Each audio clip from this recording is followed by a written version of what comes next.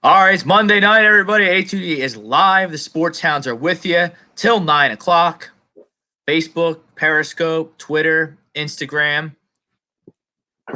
Also, we can be downloaded in podcasts at Spotify, Google Music, Spotify, iTunes, SoundCloud. Takeover is real. A2D Raiders absolutely everywhere. Join the debate. Join the movement. Talk a lot of Eagles tonight. As always, we're brought to you by Dr. Paul Vidal of Specialized Physical Therapy. He's our doc. Make him yours too. 3 convenient locations. Visit Specialized Physical Therapy for more information on his services. I'm Rob Brankman. Brad Ryer with us as usual. Ralphie Delavecchio in the mix tonight producing. Frank will be here later. Ralphie might sit in with us. It's going to be a fun show. We have the state of New York and Philadelphia sports. We're going to start with our poll question, which is brought to you by Ambuck Services. Visit ambuckservices.com for all information on their services. Get the yard, get the landscaping duties all squared away post-corona era. But, Brad, this Mike Greenberg, ESPN, his show Get Up, he's been one for the hot takes recently, which really isn't his style. He's more of a straight news guy. He lets his cohorts kind of do the hot takes and the analyzation of the sports. But Mike Greenberg this week triggered our poll question. He predicted that the Philadelphia Eagles would be the number 1 seed in the NFC. That is our poll question of the night. Will the Philadelphia Eagles be the number 1 seed in the NFC next season? Brad, I'll kick it to you. We're talking about as constructed. Obviously, the draft hasn't happened. There's still some offseason to go. But we're evaluating the teams in the NFC, including the Eagles, based on how they're constructed right now on April 6, 2020. Brad, I'll kick it to you. Do you agree or disagree to the poll question? I kind of disagree. I mean, based on what? Well, are they the best team in the NFC right now? No, I don't. But not yet. But again, it has to be. You have to wait till the draft really to know that. I mean, Mike Greenberg cited a weak division, the weakest division in the NFC, as the reason the Eagles might be able to pile up some wins. And they don't have an easy schedule. They still have to play all the top teams. I get you. Mike Greenberg said all this. I know. No, I disagree with the poll as well, unless they really wow me at this NFL draft. If they come away with the draft with like Yannick and Jerry Jeudy or something like that, then maybe I can get behind that. But right now, I disagree. Because, Brad, remember, we're going to the 7-team playoff this season. This season coming up, when it should take place, if it should take place, there will be 7 teams in each conference making the playoffs. So 2 teams don't have a bye anymore. So only the top team gets the bye. Only the top team gets a bye. So winning your conference outright and getting that bye, that's huge throughout the playoffs. That's huge. Really important. The only problem is that what you're going to find is that teams that are like in the second and third 3 holes, they're not going to have that much really to play for if they've already clinched their division. No, and not to get off on a tangent away from the poll question, I don't like the 7-team playoff. No, you get more football. You get 3 games on, I think it's the 9th and 10th. You're going to get 3 games each on Saturday and Sunday. Just give me the 2 games. Give me the 6, because with 6 teams, that's roughly, so that's 12 out of 32. Just listen, it's a money grab. You know that. That's the whole. It is a money grab, and the players are on for it because they got more revenue now. But I mean, I understand it makes each regular game, it makes it more, each regular season game more important because you're watering down the playoffs now. More teams are in contention, but it makes the regular season. The reason they're doing it is A, it's a money grab, and B, the regular season, more teams stay in it for longer. So you have 8th, 9th, and 10th teams are going to be in it until the end, theoretically. But then you're going to have 500 teams and under 500 teams in the playoffs, which drives me nuts. I think eventually,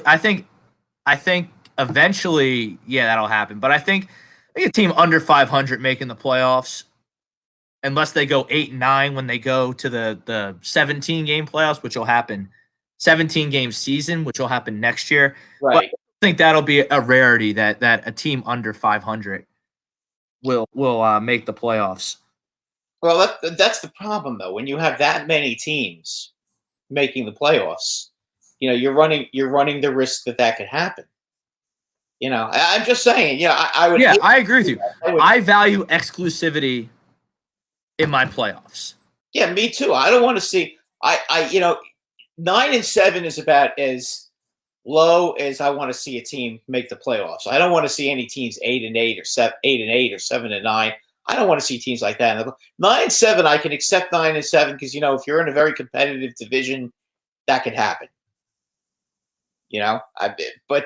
But again, most elite teams are going to do better than that. I mean, upsets and Cinderella stories are fun.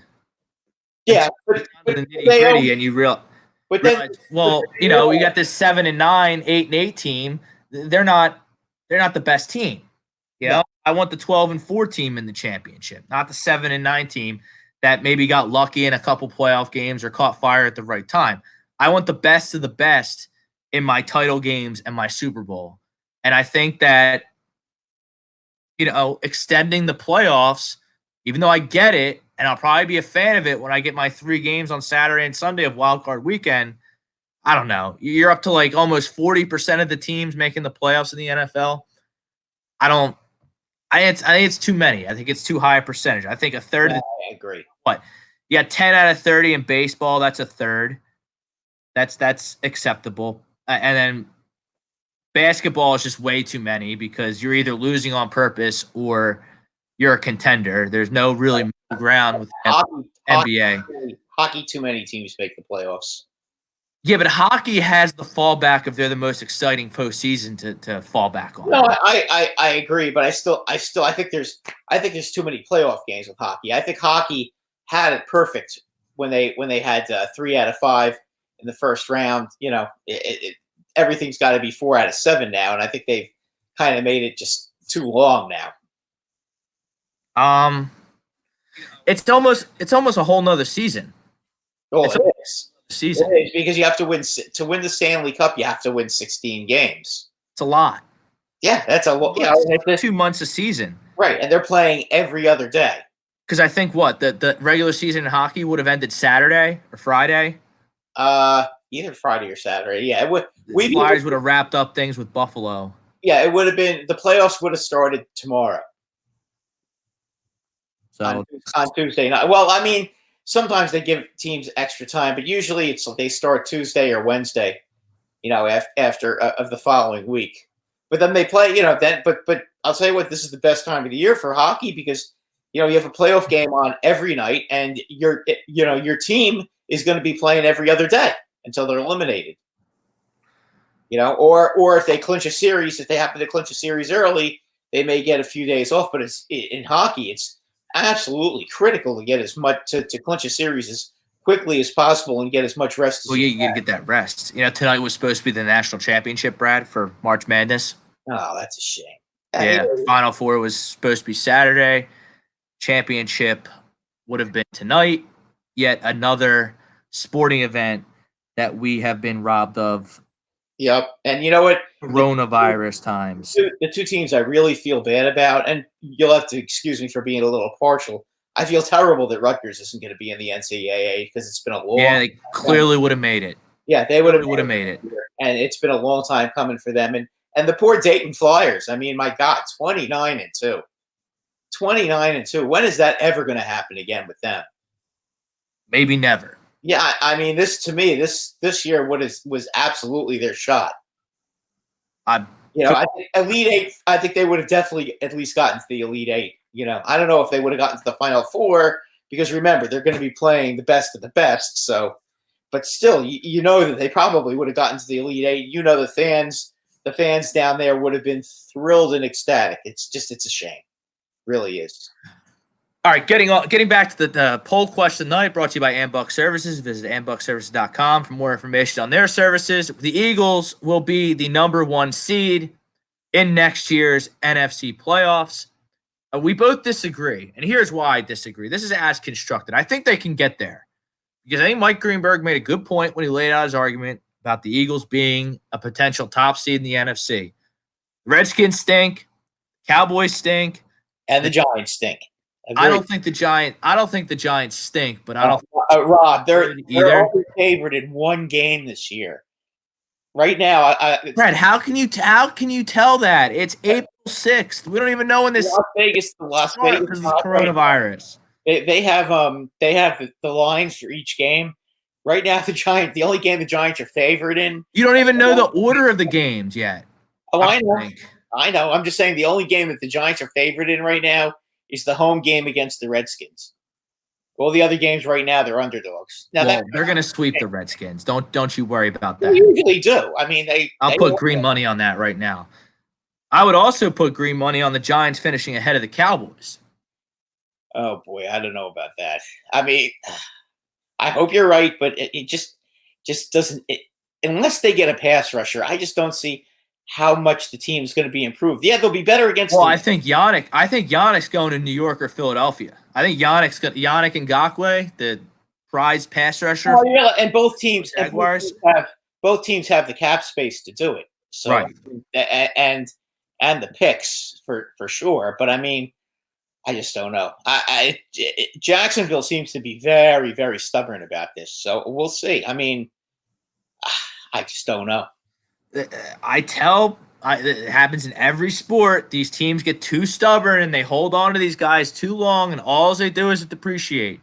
They should have gotten the best offer they could for Yannick right off the bat and just moved on. He doesn't want to play here. We don't want to pay him. So let's get him out of town. Can't you sign him? I mean, I know he's a franchise. He's been franchised, but if you sign him, you have to give up a 1 and a 2.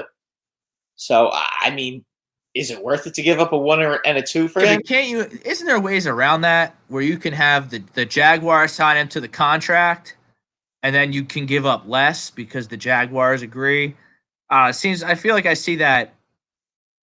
Oh, it can happen. I mean, if the Jaguars are willing to do it, but if the Jaguars are going to be that stubborn about it, I mean, and I agree with you to a point.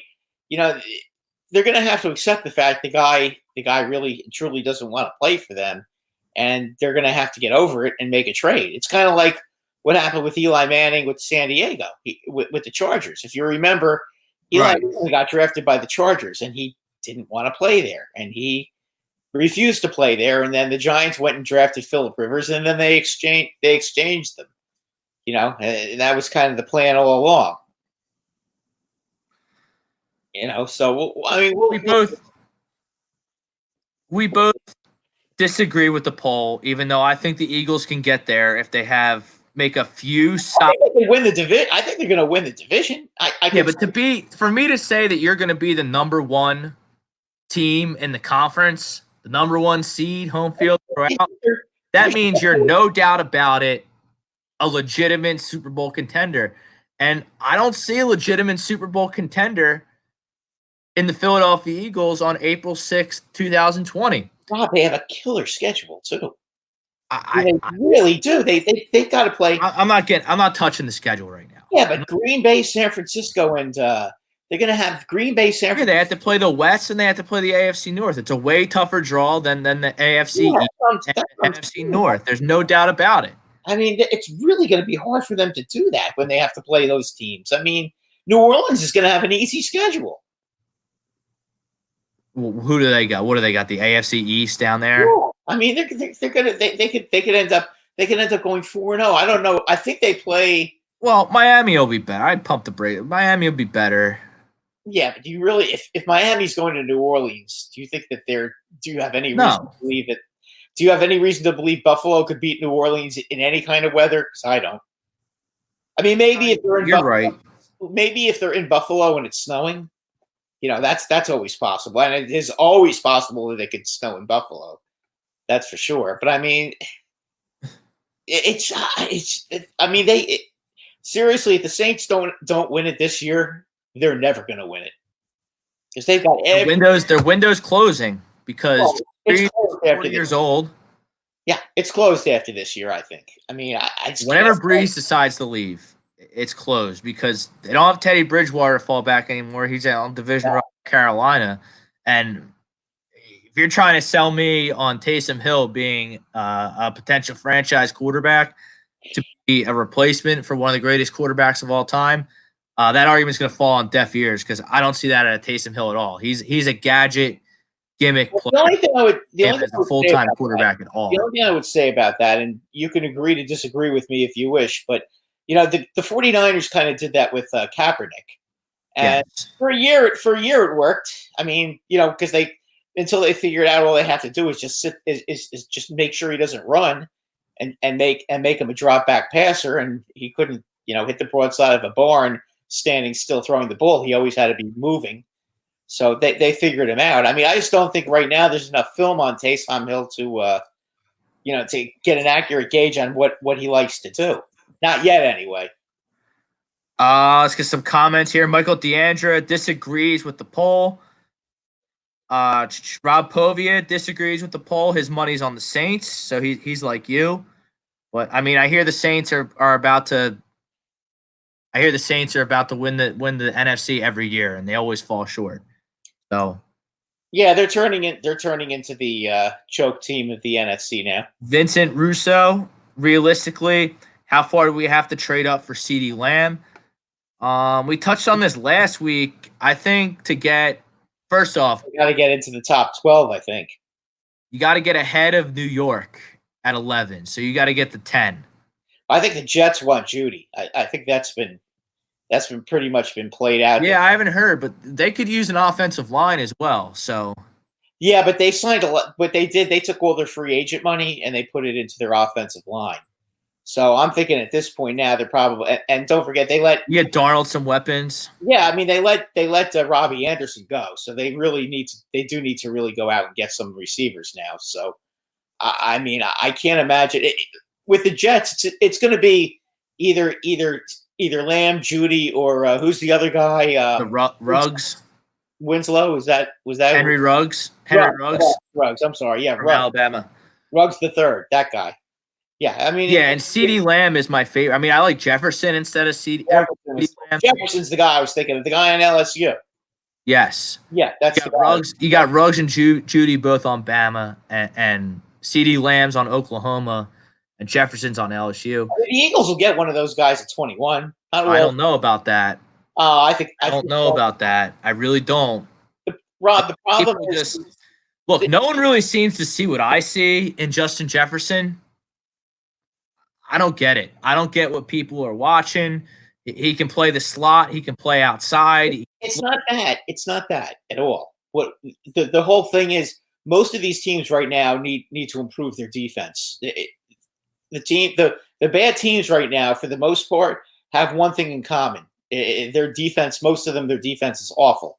And, aside from the teams that want to pick a quarterback, it seems like a lot of them want defensive linemen and a lot of them want offensive linemen. And there are a lot of good cornerbacks, too, out there. And I think a lot of these teams want to work on their defenses and try to improve their defenses. That's why I think there's going to be the receivers are going to go. You're going to get a shot at a receiver in the later rounds or in the later part of the first round. I think a lot of these teams are going to go defensive line, secondary, offensive line first. But I look at the board, the draft order, and I just look at how many teams could potentially pick a receiver. I mean, Miami has 2 picks before the Eagles. They could be in the market for a receiver. I think Los Angeles, if they don't pick Herbert, could pick a receiver. I think. Well, Los Angeles is going to have to pick a quarterback, though. I think that's pretty much. Do they though? Yeah, they do. Do they? Yeah, they got to get a quarterback. I mean, unless you think Cam Newton is going to go there, he might. Yeah, he could. Or James. Tyrod Taylor's taken teams to the playoffs in this league before, and the Chargers have a loaded roster. They do, and same thing goes for Winston too. I mean, he's available too, and I suppose they could take a chance on him too. So I look at 5, I look at 6, I look at 11 with the Jets, I look at 12 with Vegas, which is the Raiders now. I look 13. San Francisco moved into 13. They just lost Emmanuel Sanders. They could pick a receiver. They Denver. could. Denver at 15 could pick a receiver. Miami at 18 could pick a receiver. So I think Denver needs to work on their offensive line, to be honest. But or get themselves a real good running back. I mean, I hope because that means they're not picking a receiver if they picked offensive. Yeah, Denver offensively needs a lot. They need they need offensive line help. They could use a tight end. They need a lot. They need a running, but they need a good running back too. I mean, they're kind of in the same situation. Well, Denver has who? I'm sorry, who are you saying? Denver just got Melvin Gordon. Oh, did they just get Melvin Gordon? Yeah, so they're set. So they're all right. So they got him now. So they have 3 running. They didn't even have a need at running back, and they signed Melvin Gordon because I think Phillip Lindsay and Royce Freeman are good players in their own right. Oh, okay, Melvin Gordon's a game breaker. Melvin Gordon is a horse. Yeah, so he's what they're saying there, but yeah, he can catch passes and everything else. But there's a lot of. I mean, I think a lot of it is going to depend on. Is Yannick going to get traded? That's the one thing. Will he get traded on draft day? I hope so. Jay Friel checks in. What's up, boys? The poll, I disagree, but I think they'll be in the top 5 given their schedule. I mean, yeah, they're going to win the division. I think the Eagles they would really have to have things go very badly for them. They would have to have a boatload of injuries not to win the division. And I think the Giants would have to be. The Giants would take a miracle. The Giants are, as I said, right now, as presently constituted, they are favored to win 1 game. I mean, a bad team. What does that mean? What does that mean? How do you even have a fucking line out for a game that might not even happen until October? How do you have a line? Listen. You can find these lines anyway. They have lines though. You can. Where did you see? You remember? Yes. Don't say the internet. No. I'm trying to remember who. No, it was. I was reading. Oh, it was Big Blue. It was Big Blue View, which is okay. So this was a on the Giants. It was on the Giants. On the Giants website.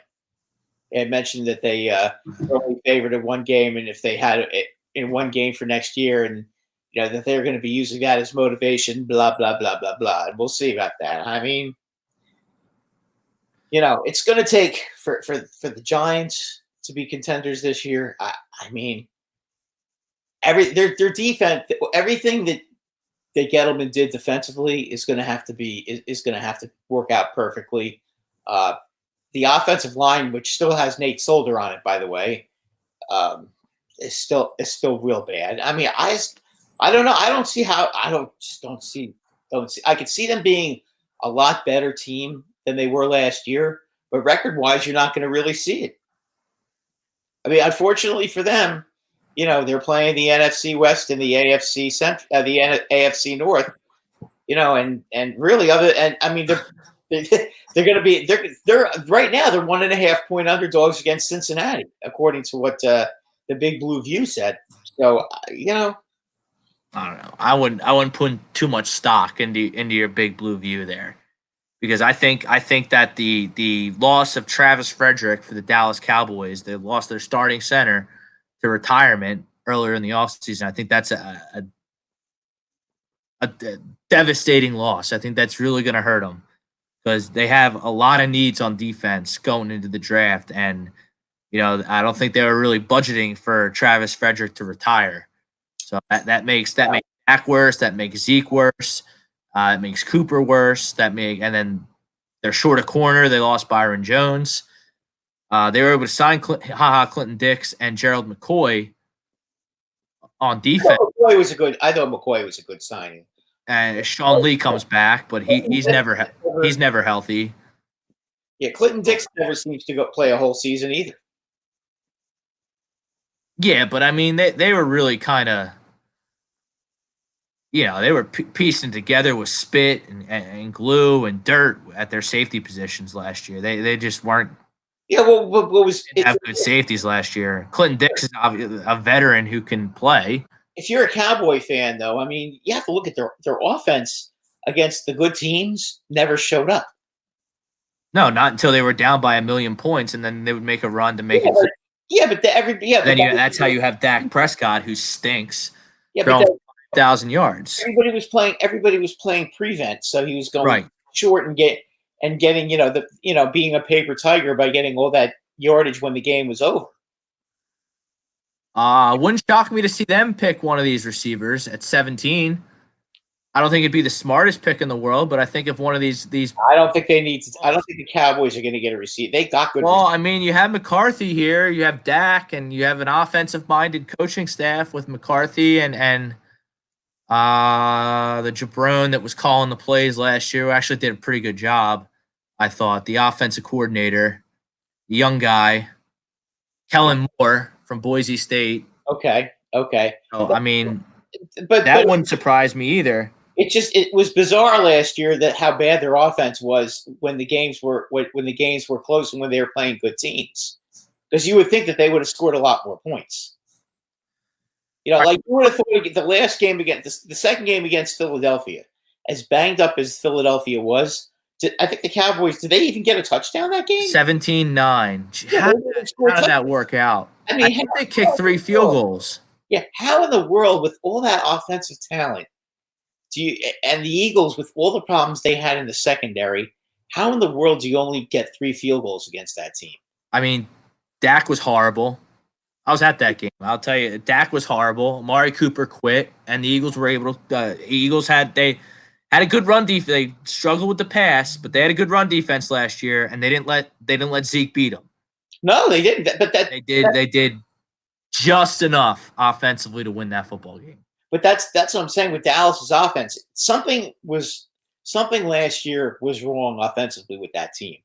With all the talent they had, for some reason, it didn't. The only time they scored a lot of points is when they were playing teams like the Giants or the Redskins or Miami, and they just barely. They almost lost to Miami. They were behind them I think they were behind them at halftime, weren't they? Or was it like 10-6 or 10? I don't know, because they played like 3 or 4 bum teams right off the bat last year. Yeah, they got off to a great start, and then they were like 4-0 at the blink of an eye, beating everybody, and everyone got all excited. But like they ended up being 3-8 in their last 11 games. All right, so yeah, I mean, I think you're right about that. Maybe they will go after receiver because. But I think Dallas something was wrong in Dallas offensively last year. And, I think that Dallas, I mean, they're jumping for joy that there's an extra playoff team. Yeah, but they still can never win. My point is they can never win the East because they always choke. So maybe they can grab wild card. That happening. I mean, we'll see. Bob Braven, I think the Giants need to gel behind their QB, but they will have a good running game. Well, they'll have a good running game. I agree with that. As long as that's why the Giants kind of scare me a little bit more than the Cowboys now. And they signed Dion Lewis, who's going to be a nice backup to Barkley, and a very underrated player, a good signing. I thought that was a good signing because Gorman just was never as good as I thought he was going to be when he came out of college. I mean, he's a guy that everybody. Yeah, he was a Clemson guy, so everybody thought he was going to be, the big cheese, and he just really wasn't. Very disappointing player. But I mean, really got a raw deal last year in New York with Barkley having that high ankle sprain. That really kind of zapped his season. I think if you can get him healthy for an entire season with the young quarterback who I like, Daniel Jones, because they got pretty good receivers. The line's a question mark, and I think the defense has improved. They still don't have a pass rush. I really do. I think the Giants have the potential to be right there at 8 games, and wouldn't surprise me at all to see the Giants finish better than the Cowboys in the standings. I would be shocked if that happens. Even though the Giants have an easier schedule than the Cowboys. I mean, unfortunately for them, they drew Tampa Bay, which is not going to be easy. Now, yeah, they could beat the Bears, I suppose, and they could beat the Bears. I don't know why you're scared of the fucking Bears, dude.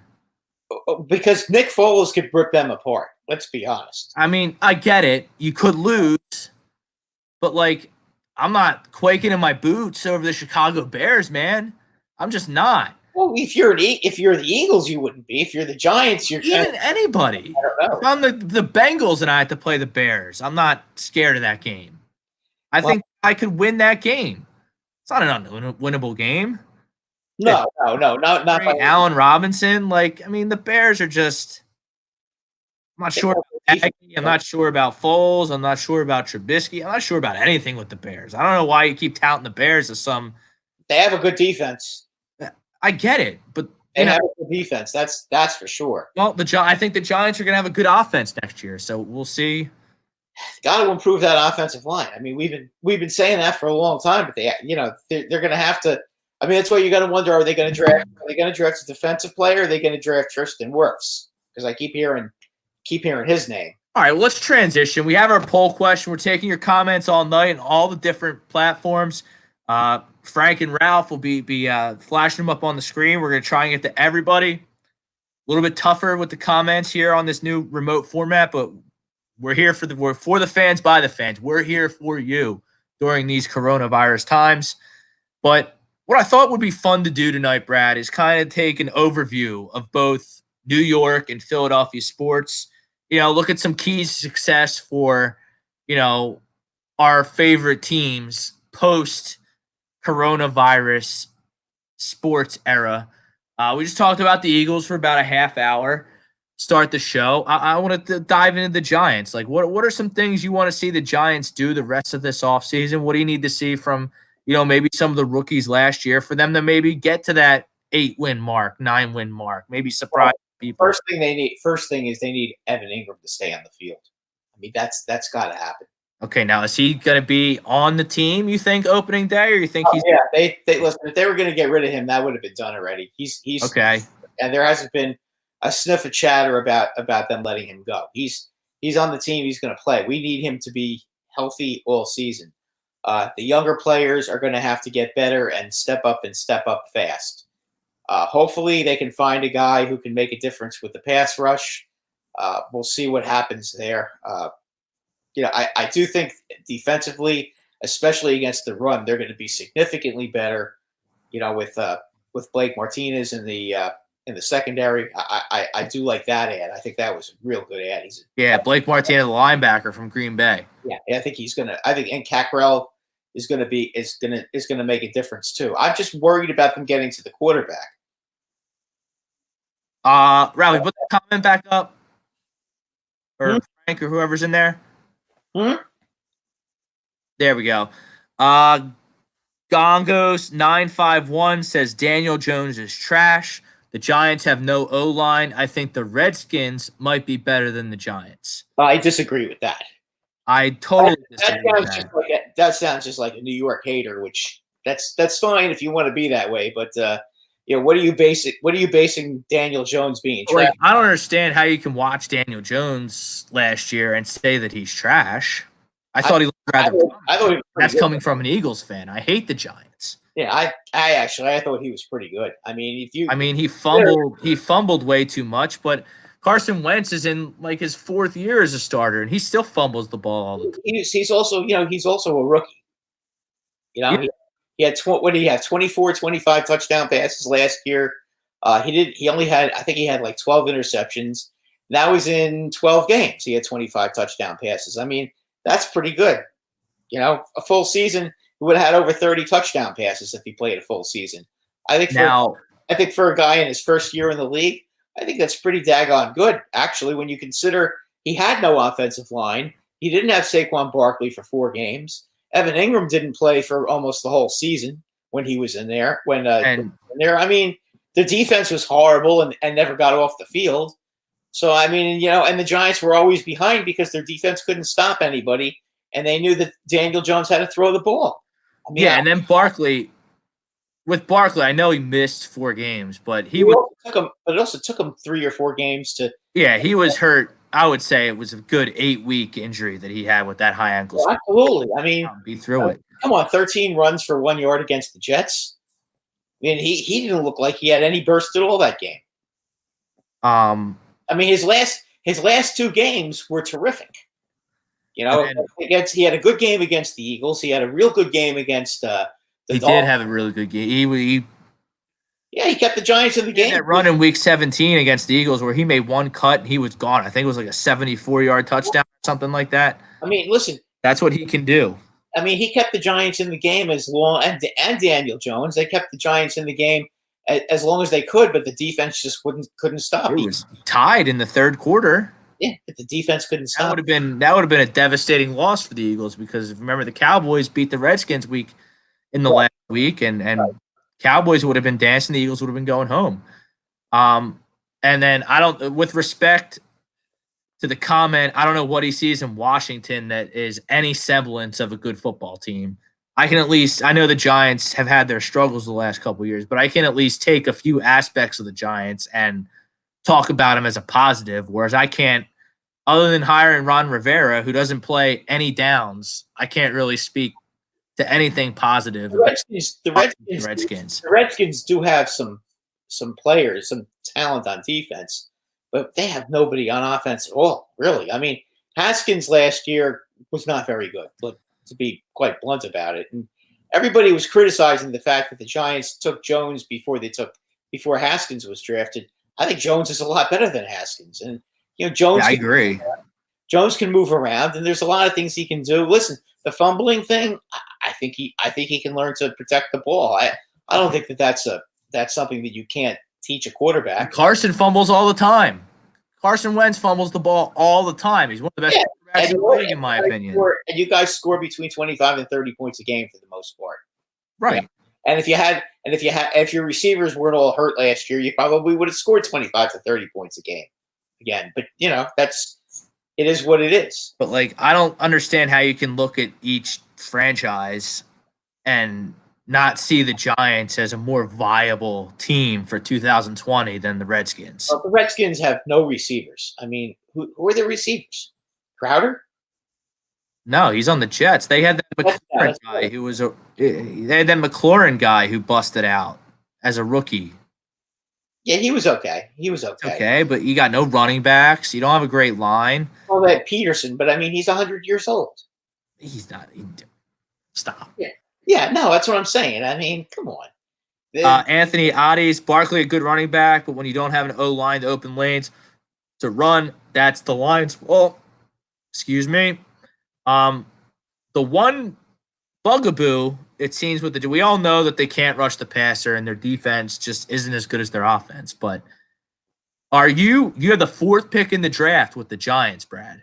A very elusive pick. You have a lot of different options because you have your franchise. I'm trading down so I can get myself an extra second round pick. Okay. Because I'm not gonna. If I want to get a guy like Wirfs, Would you rather get? That's where I'm going. Would you rather get a defensive guy, or do you want to try and shore up that defense because you can score enough points even with a bad offensive line? Unless we can get Anderson. Okay. Who's Anderson? Not Anderson. I'm sorry, Young. Oh, Chase Young. Okay. Unless we can find a way to get Chase Young.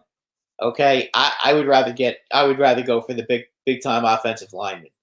Okay, so if you allow see the thing is if it all depends on what Detroit does. If Detroit trades out of the 3 spot, okay, then you have to figure somebody's going to go in there to draft Tua, right? I mean, okay. I'm not a Tua guy, but a lot of people are. Yeah. I mean, common sense would tell you Burrow is going to be first. Okay. Yes. Now, are the Redskins going to go and are they going to draft a quarterback because they didn't like Haskins last year? Well, I don't know if they're good because they traded for Kyle Allen from Carolina. Remember the guy who stepped in for Cam Newton? Yeah. They gave up a 5th round pick for him, so that would lead me to believe that the Redskins are not going to go quarterback. But the Redskins can do anything. They're a bunch of Redskins could trade down, but the Redskins could trade down also. So one of these teams can get a quarterback. Well, you want 2 and 3 to get quarterbacks. Yeah, you want guys to slide in there. If Young is available at 4, then that's a steal, in my opinion. Right, but if he's not available, I would just assume trade down, and see if you can get yourself a really good offensive lineman. And then have an extra second round pick, because Anthony Addis said he would trade the 4th pick down to get as many points picks as he could to rebuild the team. That's what I would do too. I mean, it's not just see. We don't need one player. We need like 2 or 3 really good players. And if you have a first and 2 seconds, you should be able to get 3 starters. You should. You should. Okay. And one thing that Gettleman has done pretty well is draft. He hasn't done a good job with free agents, although we'll see about this year. But It's like the opposite. That's like the opposite of our guy down there. That's like the opposite of Howie Roseman. yeah, no, I think Gettleman's done a good job drafting. I have no problem with his drafts. I don't like his trades. I don't like his free agents. But I mean, the man can draft. You have to give him credit for that. I mean, well, what's going on with the whole Leonard Williams fiasco? Like, well, be on the hook for him for $16 million. I mean, I know you got a lot of cap. It's only 1 year, but they still have $20 million in cap space. Tom Arnone checking in. What's up, Tommy? Giants either offensive line or Chase Young, so he's looking in.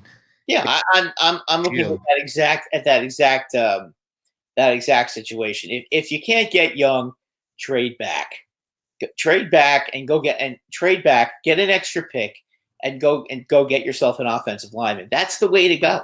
I mean, and you could probably, I'm sure, if you're looking from other angles, okay. If the Redskins keep their pick, okay, and Detroit keeps their pick, okay. I think the Redskins are going to keep their pick and take Chase Young. Chase Young's from DC. I think he played at the Matha or one of those powerhouse DMV schools. He played at his high school ball at. Obviously, went to Ohio State. I think that just like Burrows linked to Cincinnati, Chase Young, probably the best raw football player in the whole draft. I think he goes to the Redskins. Yeah, I would think so too.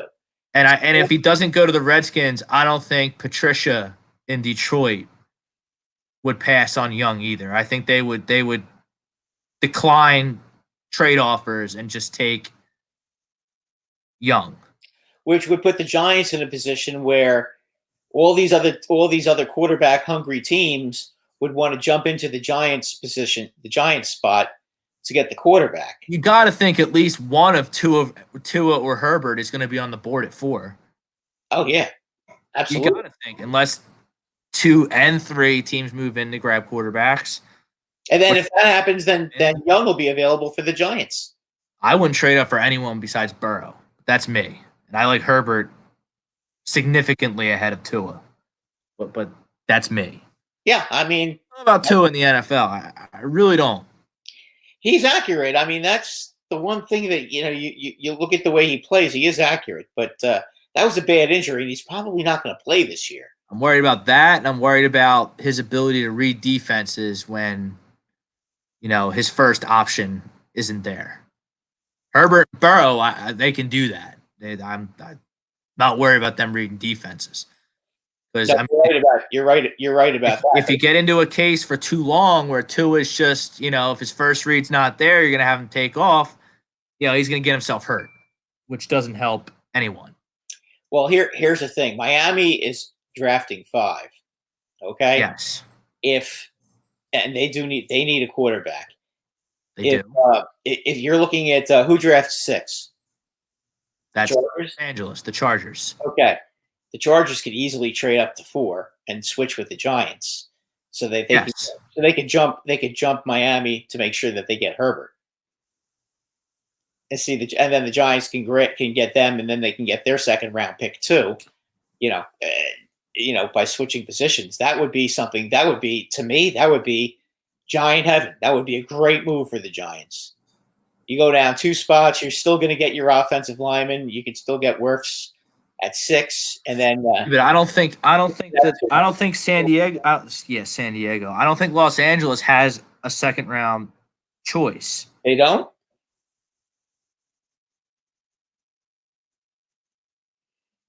I'll get the draft order. They might. I could be confused. Well, who's 7? 7's the Cardinals. No, 7's the Panthers. The Panthers. Well, they have a quarterback. They have Bridgewater, so they're not going to need a quarterback.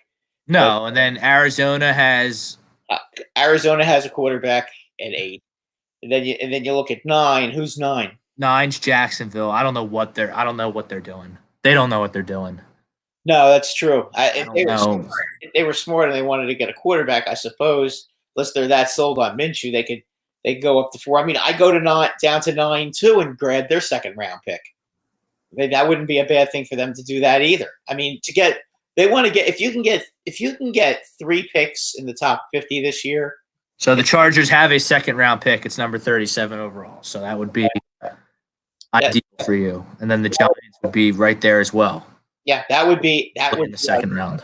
That would be ideal. That would be the move for the Giants. Is to do that. Now, of course, Miami could also trade into the 3 spot and grab a quarterback as well. That's something they could definitely do. Peter Evans checks in. Yo, fan, had to disagree with the poll. As currently constructed, I don't see it for the Eagles to be the 1 seed. Let's transition to the Eagles. Back to the Eagles for a second, because I think we're in agreement that the Giants, obviously, they have the holes this year. Can't fit more in 1 year. Brad, I think you're underestimating your squad a little bit here. I think that the second place in the NFC East is wide open. Travis Frederick is a tremendous loss for the Dallas Cowboys, and they lost one of the best cover corners in the whole league in Byron Jones. Understood. I think that you made 2 great moves in Blake Martinez and James Bradbury. Hopefully, Barkley doesn't have a high ankle sprain next year. I think we're in agreement that the Giants have a quarterback they can build around who's pretty good. I agree with that. I like They have a terrific running game in Barkley. You got Slayton at receiver. You got Golden Tate at receiver. You got Evan Ingram at tight end. I feel like I'm missing a receiver. Tate, Slayton. Yeah. Sterling Shepard. Sterling Shepard, thank you. Not about him. He's a pretty good player too. No, their skill positions are pretty good. That's not the problem. It's they need the beef. They need the beef up front, on both ends of the ball. Clay Ferguson. The Eagles need playmakers at wide receiver. Exactly. You are correct. If I were the Eagles, you may laugh at this, but if I'm the Eagles, I'm talking seriously to the Cleveland Browns about Beckham. You got to think about it at least. I'd have to steal him though, I'd have to really hope that they're unhappy with Odell Beckham and his behavior. It's like I'm not giving the 21st pick for Odell Beckham. I wouldn't either, because I do think that Odell Beckham has had a lot of injuries, and I don't think he's as explosive as he used to be. I truly believe that. I'm not saying that as sour grapes because I think I would have to see how the board fell to give up 53. I mean, I guess I would have to give up 53 for Odell Beckham if that's on the table. Andy Adias, I wouldn't be surprised if the Giants pick Mekhi Becton. He's the tackle out of Louisville with the 4th pick. That could happen too. He's been discussed as well. I mean, the Giants. If there's an offensive lineman if there's a highly rated offensive lineman, the Giants, I gotta get my line in order. I gotta get running lanes for Barkley, and I gotta protect Daniel Jones. I gotta get an offensive lineman with my first pick, or at least 2 picks. The thing is, you're going to get a better offensive lineman. Let's just say that they do draft 4 and they don't trade down. Okay. The best player on the board for them is going to be an offensive lineman, not a defensive lineman. You've got to get the best player on the board. The Giants are not good enough to draft for a position right now. That's how teams get in trouble when they get pigeonholed into a need and force picks. That's how teams mess up the draft. They're not the Eagles who have a clear need to draft a receiver. Okay, the Eagles have plenty of other needs besides receiver, if you ask me. But if one of those top receivers are available when the Eagles are picking, it's a no-brainer. Yes. So it's not quite a no-brainer for the Giants. But if I were them, they've spent all that money on their defense. Draft the best offensive lineman that's going to be out there is going to be better than the best defensive player that's going to be available out there. Dom goes 951. The Eagles are not trading for any big name players that they have to give big money to. We're in a bad cap situation moving forward. What are you talking about, dude? $1 million. We have $25 million in cap space this year. Well, I don't know who said that. Win now mode. I'm in win now mode with this football team. I'm a franchise quarterback, and I have a football coach who's, although he frustrates me, has been to the dance and taken home the prettiest girl before. You have $27 million. I'll worry about next year's cap next year. Exactly. All about winning the Super Bowl. And if I can get Odell Beckham Jr. for pick 53, and that's better than a rookie coming in here at pick 53, I'm making that trade all day long. So I guess he's off Yannick too, because you got to bring him in and give him a bunch of money. Look, if you trade for Yannick, you're going to be giving up your number 1 pick. That's pretty much. That's fine. That's fine. I'll always take and you're going to get a known commodity over a maybe draft pick. So I don't care how good you look at the combine. I don't care how good you look in college. Being able to evaluate how a 20-year-old kid, 22-year-old kid, whatever they might be, is going to transition into having football be their job as opposed to just something they do so they can get an education. This becomes the job for the industry profession of these kids. Some kids can handle it, and like we've seen in the past, some kids can't. So I don't care how good a prospect looks. I'll always trade those draft picks for a known commodity, especially when it's the best 4-3 defensive end in the league, and he's only 24 years old. I'm not listening to that guy. He would be worth it. You're probably going to give up your first and second pick. You're still going to add $20 million. You're going to pay him. I can't do that though. Here, I can't do that. Well, that's probably this is why I'm trying to wait. Unless the Giants get froggy and leap at Yannick, I think that he's going to do the Jaguars through the draft. See, what they can do is that if they rescind the offer on Leonard Williams, then they'd have $36 million left in their cap, and then they could go out and they could make the trade for Yannick, and then they could make another trade because they steal a real good player, and because they have the cap space to absorb another cap hit. You know, you get a player and a draft choice to take the money. I'll tell you what. Which happens a lot. If he's on the Jaguars after the draft, I mean, they're going to get peanuts. They're going to get peanuts for him because they waited too long. Bryce Blackwell, we're going to cut players next year. I'm not worried about the cap. Don't be worried about the cap. It's the only thing Howie Roseman's good at. Managing the cap, making sure we have money to make these upgrades. Now, he doesn't always make the listen, you can always figure out the cap later. You always figure out the cap. I don't care about the cap.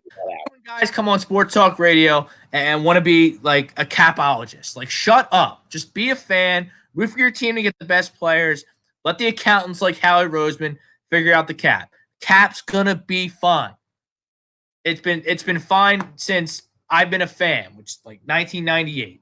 Ever since Howie and Andy never got in trouble with the cap because he had Banner. The Eagles have never had problems with the cap, ever. No, because usually they draft pretty well. Well, no, they don't. But maybe not the last couple of years, but usually they draft well. No, they don't. I mean, they get bailed out because. Well, Andy Reid always got bailed out because he would always find guys in the 5th and 6th round that would become competent starters. It doesn't matter. That's how I get it. But I mean, I need you to get me a game changer every once in a while. Listen, how do you think Pete Carroll ends up getting the players? Because he's great. I don't think he's the greatest coach in the world. He's great at drafting at 5 and 6 and 7. He finds players in the late rounds. So if he makes a mistake early, he's always making up for it with the late picks. If you bring in Yannick or Odell, then that number will be likely closer to $40 million. It would be probably around 36. So I think Odell's cap hit this year.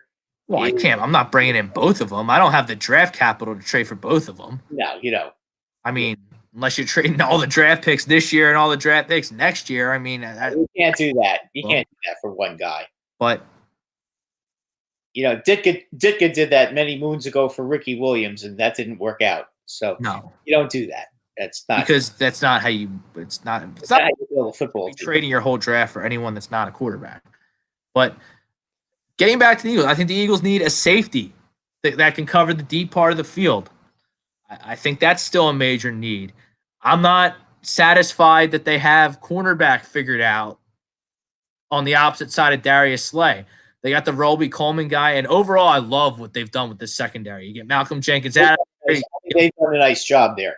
You get younger. You get a little more physical. Rodney McLeod's a good player. They're faster. That they are. He's a good player that you got for peanuts because he was younger last year. He was a big part of that Super Bowl team a few years ago. They're younger and they're more that long ago. So I like what they did there. I love the nickel corner from Los Angeles, Roby Coleman, the guy who cost the Saints.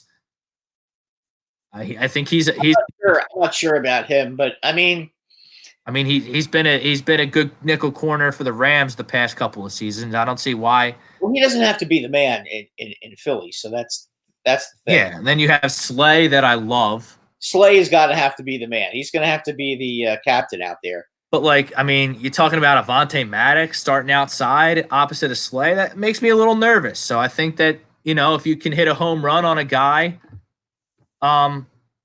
in the draft, I think that's still a potential need. They don't have any linebackers that I like. The Eagles don't even have bad linebackers right now. They don't have any linebackers. They have Nate Jerry, who was fine in spurts last year. They have TJ Edwards. They have Jatavius Brown, who comes over from the Chargers, who didn't really do much last year. So I don't know what their plan is at linebacker. I need an edge rusher. A linebacker in the third, fourth, or fifth round. It's fine. I'm not overly concerned about linebacker. It's not the Eagles. They have a good pass rush. They've got a good secondary. You can find some usable linebackers in the third, fourth, and fifth rounds. There's no question about that. You have Brandon Graham, who's good. You have Fletcher Cox, who's good. You have Hargrave, who comes in, who's good. You have Malik Jackson there, who's good. Then the other end position, that makes me nervous. Derek Barnett makes me nervous, and I just don't see Josh Sweat as an every down player, even though I like him as a part-time guy. So there's still some needs on defense. You need receivers. You got to get Carson a weapon. And I'll bet green money with any Eagles fan out there that Howie Roseman's not picking a receiver at pick 21. That pick's either going to go to Jacksonville for Yannick, or Howie's going to do one of his puzzling. I think we're getting a wild card at pick 21. I think if they do go wild card at 21, I think they will pick a receiver at 53. But who knows? But I think that there's been a lot of smugness on Howie Roseman's part in this offseason when it comes to upgrading the wide receiver position. I think he's too proud to admit that, he really screwed up this Alshon Jeffrey situation, that they're stuck with Alshon Jeffrey. They're not trading Alshon Jeffrey. Well, they won't do anything for him. Dead money. Yeah. Not to mention he's hurt. So you're stuck with him, and Howie's not gonna bite the bullet on all that dead cap space. He's too much of a cap nerd. So Alshon Jeffrey's here. We gotta hope he gets healthy ASAP as Eagles fans, and hope that he can contribute. Deshaun Jackson I love with Carson because he's maybe one of the best at stretching the field. He should be ready to go. Yeah, but for how long? You have Greg Ward. You let him make this football team. Am I confident in Greg Ward that he can start outside and be a slot receiver? I don't know. You have Miles Sanders, who I love. You have the tight ends, who I love, and you have Carson. Your tight ends are second to none. You've got two really good tight ends, not just one, but two. So, and they can both block too, which is, usually tight ends are either good at blocking or good at catching. They're not good at both. You're lucky enough to have two of them that can do both, and that's and we have Ertz, who's kind of the catcher, and Goddard. He's better at blocking, but he can also catch the ball as well. Ertz is a good blocker too, though. He's okay. I mean, he's not bad.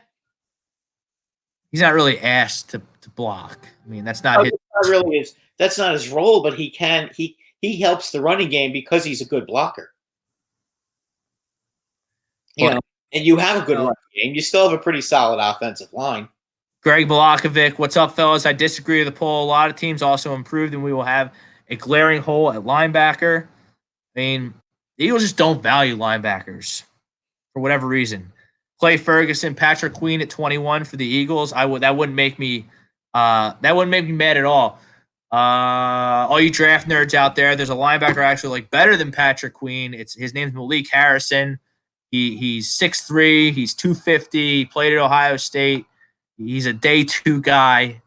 I think he's better than Patrick Queen. I'd rather have him in the second round than Patrick Queen at 21. Patrick Queen needs to get his weight up a little bit if he wants to play middle linebacker in the NFL. He's like 225 pounds right now, so he's got to get his weight up. But I think you need an edge rusher, a corner, a safety. I think there's still holes to fill with this football team for them to be elite. But you look at what's there and what I like, I think it's enough to win a weak NFC East. I don't think it's enough to be the ones. If you look at their competition, every team's flawed right now. There's no perfect teams out there right now. You know, as great as the 49ers defense is, their offense is suspect. Yeah, I get you, but Seattle, as great as Russell Wilson is, their defense is you know. Yeah, I mean, they peaked too early last year. They peaked at week 10. Well, don't forget when they beat San Francisco didn't have their tight end either. Right, Kittle missed. He didn't play that game, and he's their best offensive player. That matters. That makes a difference. When Kittle played, they won the game in Seattle. That's what got them to win the division. Yes. So I can't sit here on April 6th and predict the Eagles are going to be better than San Francisco or Seattle. I just can't do it right now. I'm not there with this team yet. There's still work to be done for the Philadelphia Eagles. It's a big ass. We need to commit to that. Every team has flaws, though. Brett, I understand that. It's the NFL. It's a hard cap. But I look at the Saints, I think, are better than the Eagles right now. I think the Packers are better than the Eagles right now. I think San Francisco and Seattle are better than the Eagles. You could also make the argument that the Eagles are pretty even with Minnesota right now, too. And I think Arizona and Tampa are two teams that are poised to make. See, I'm not buying. Just because they got Tom Brady doesn't play defense. And Tom Brady's got one more in him. He's got one more big season left in him. He can do it without Bill Belichick. I think he does. I think Tom Brady's going to have a terrific season, but then I agree. But their year of that contract, it's going to be nothing. Remember Peyton Manning went to Denver and he had a couple really good seasons where he threw 50 touchdowns. Yes. Then last year, then he fell off after a couple of years. And then Tom Brady's got one season in him in Tampa. One season of 40 touchdowns, 5,000 yards with those receivers and Arians, and I think the Bucs are going to make the playoffs next year. I'm not sure better than the Saints or anything like that, but I think Tampa is definitely going to take a jump forward. They went 7-9 last year with the biggest bozo in the history of the league, maybe, as their quarterback. Jameis Winston threw 30 You're not wrong about that. You're not wrong about that. So it's a big upgrade to go from Tom Brady to Jameis Winston. One thing Tampa Bay did have a pretty good pass rush last year. They had a lot of sacks. But their secondary was weren't they wasn't it something like they were number 1 in the league against the run, but 32nd in the league against the pass? Yeah, but they had a lot of sacks. They got to the quarterback a lot, but if the quarterback was able to get rid of the ball, their secondary was terrible.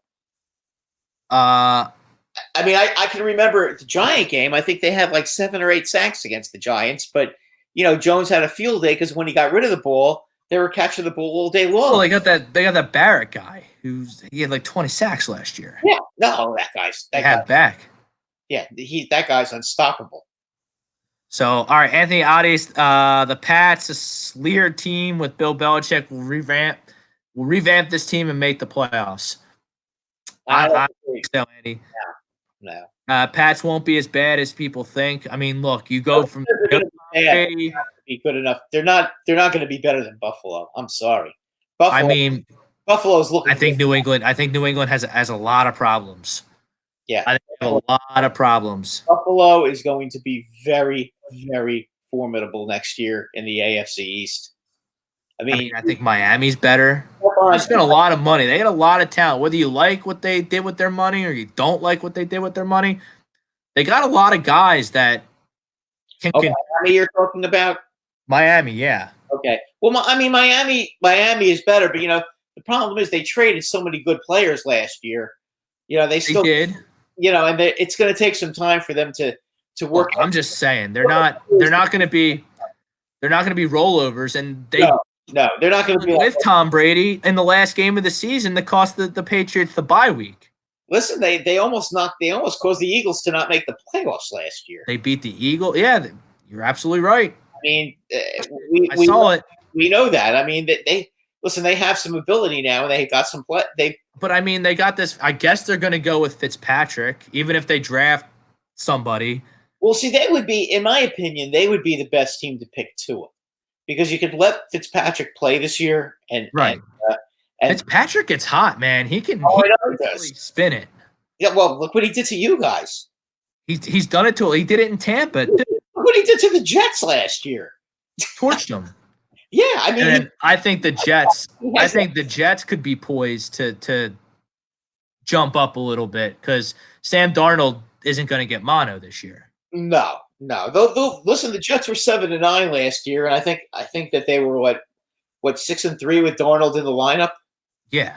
So I mean that made a big deal. Listen, that killed their season, no question. Yeah, I wasn't a Darnold guy coming out of the draft, but he looks like he's pretty good. Looks like I was wrong on that one. I mean, with the Jets just they need to get a receiver for them. They really do. And if Joe Douglas, pick the right guys for their offensive line, then I think they're going to be okay. I mean, Joe Douglas seemed to be pretty good when he was with the Eagles. So I guess if you're a Jet fan, you have to hope that he continues his success. Yeah. I mean, that's but the Jets, they've got to get a deep threat for Darnold. I mean, there's no question about that. I mean, you can't just ground it down. Yeah, they need an outside guy because they have Jamison Crowder. He did a pretty good job. Yeah, they need to replace Robbie Anderson. That's what they need to do. You need weapons. The Jets, thank you. And Anthony Addis also points out that the Jets picked up Rashard Perryman from. Yeah, but you know what? He's not. What has he really done? He's another one of these guys that listen. I think he's a good pickup because I think he's got a high ceiling, but he's one of these guys that he's underachieved his whole career. I mean, you're right about that. He was with the Ravens, and the Ravens were constantly expecting this guy to be a big time player, and he continuously disappointed when he was there. I can't argue. Yeah, and he stepped up.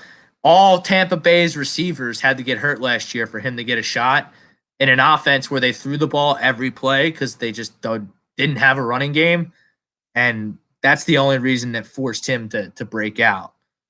Yeah, but I mean, maybe Darnold can get something out of him, but listen, again, he is a guy that has a lot of ability. But there's no question about that.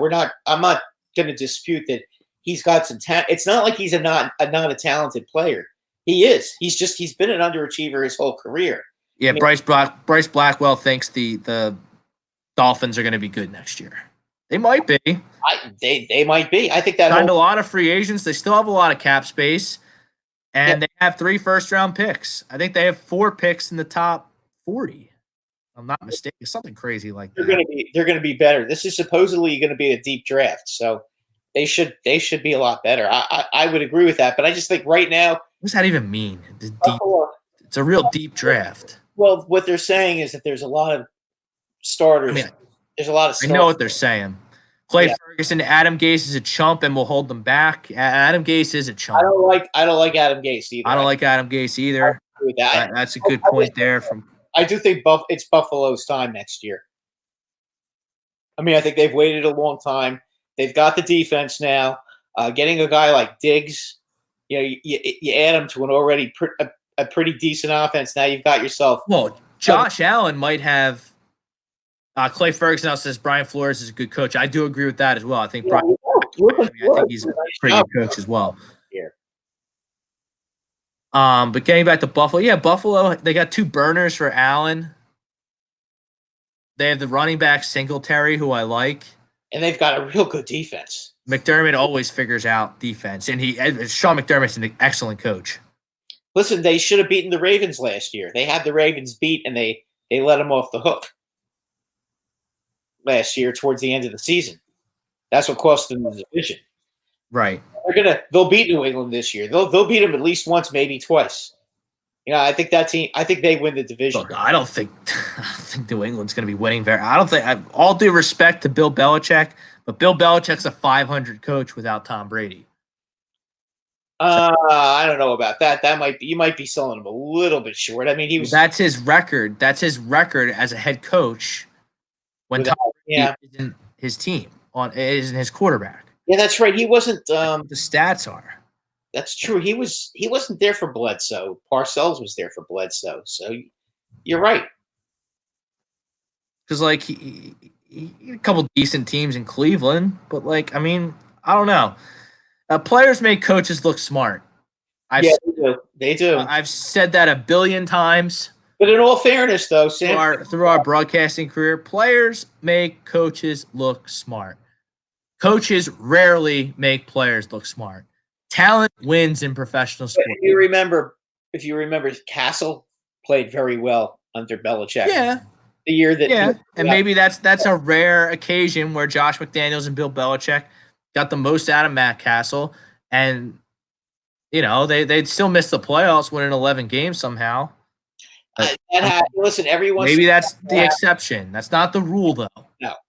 Generally, if you're 11-5, you're going to make the playoffs. Look at John Wooden in the 70s at UCLA. He had Kareem, he had Bill Walton, he had all these guys. Phil Jackson, he had Jordan.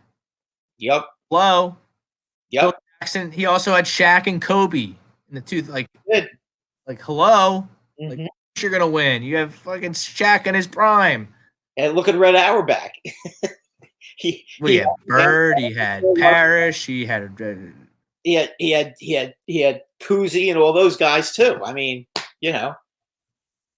So you're right about that. But I think that's just my. I think they'll be competitive. Unless they can pull the trigger and get themselves a good veteran quarterback. Tell me who the quarterback is on opening day. For the Patriots? Yeah, before we anoint them anything right now. I'd like to know who the quarterback's going to be. I don't think they know who their quarterback's going to be. Yeah, no. Big problem, if you ask me. All right, Brad, let's move on to baseball. I'm missing baseball. Oh, it's killing me. I'll tell you what. It was very enjoyable.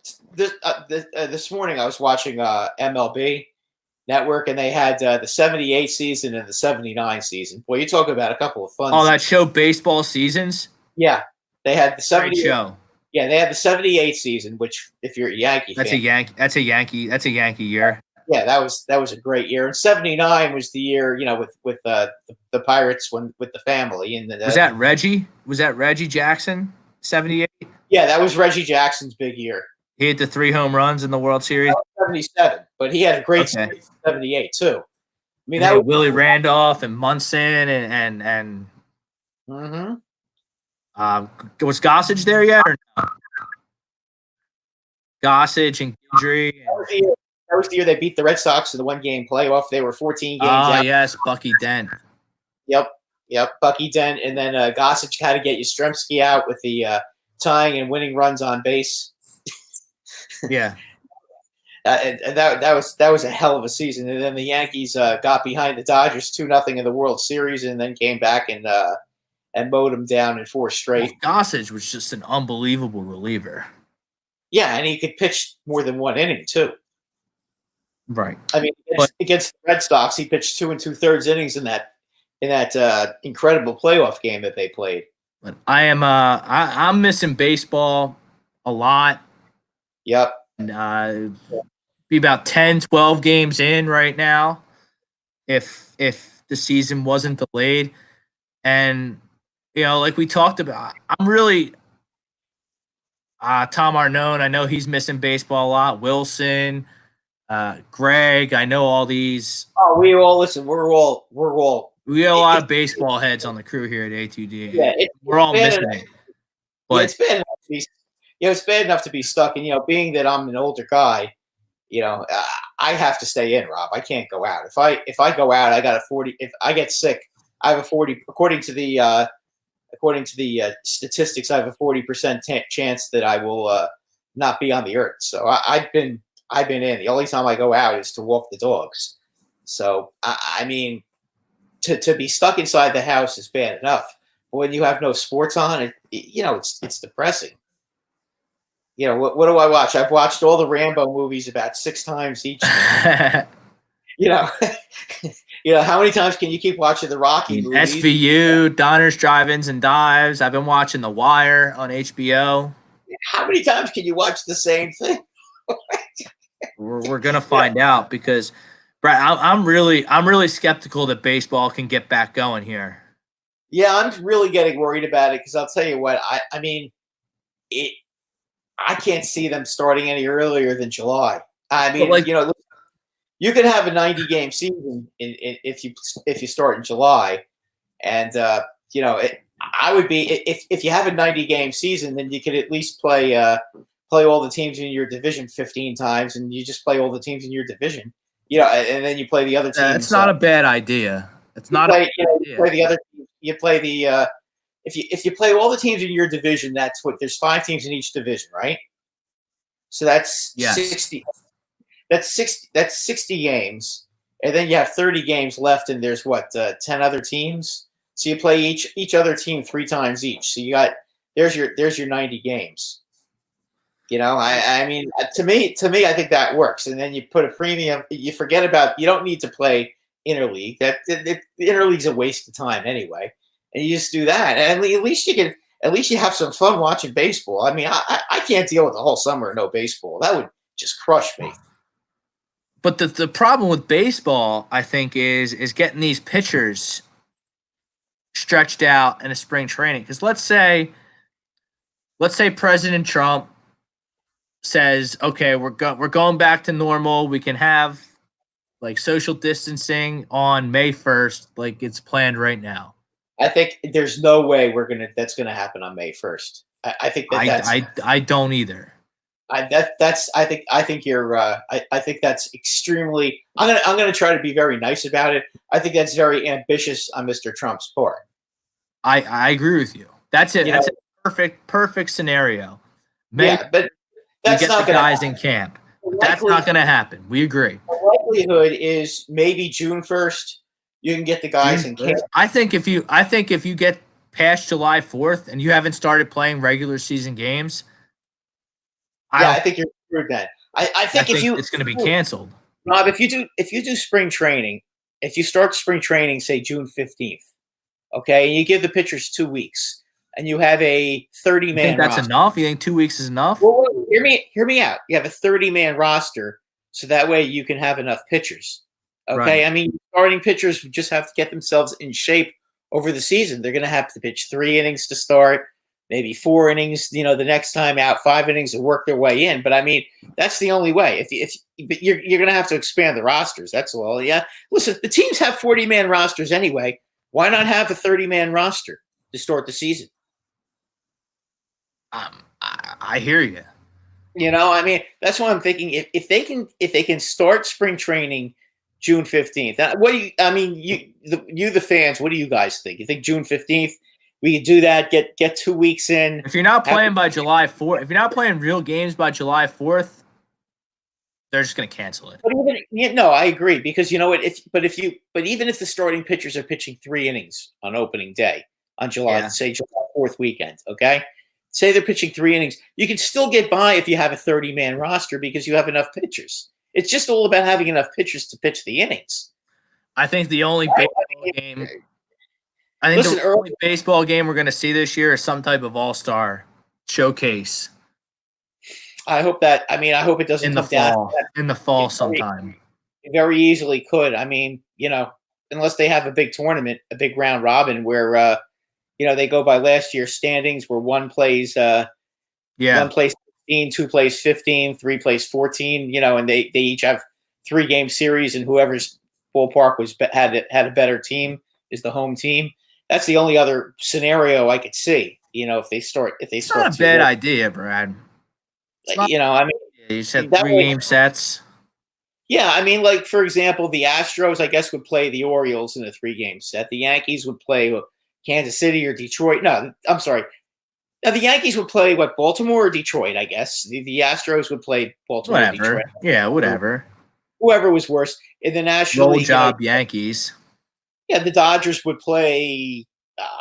I don't know who they would be playing. I guess The the Marlins, maybe. The Pirates sucked. I mean, I don't know. I'd have to look it up. But you could base it on last year's standings, and you have 3-game series in the home park, and be it as it may, whatever happens. But at least you have some baseball, and you could theoretically do that if you started in August, and you could get done by the end of October. Yes. Well, and when you get to the final 8, you can make it 4 out of 7, and also all the pitchers will be stretched out as well. right, but I think any type of shortened season, it favors. You can't do anything after July 1st.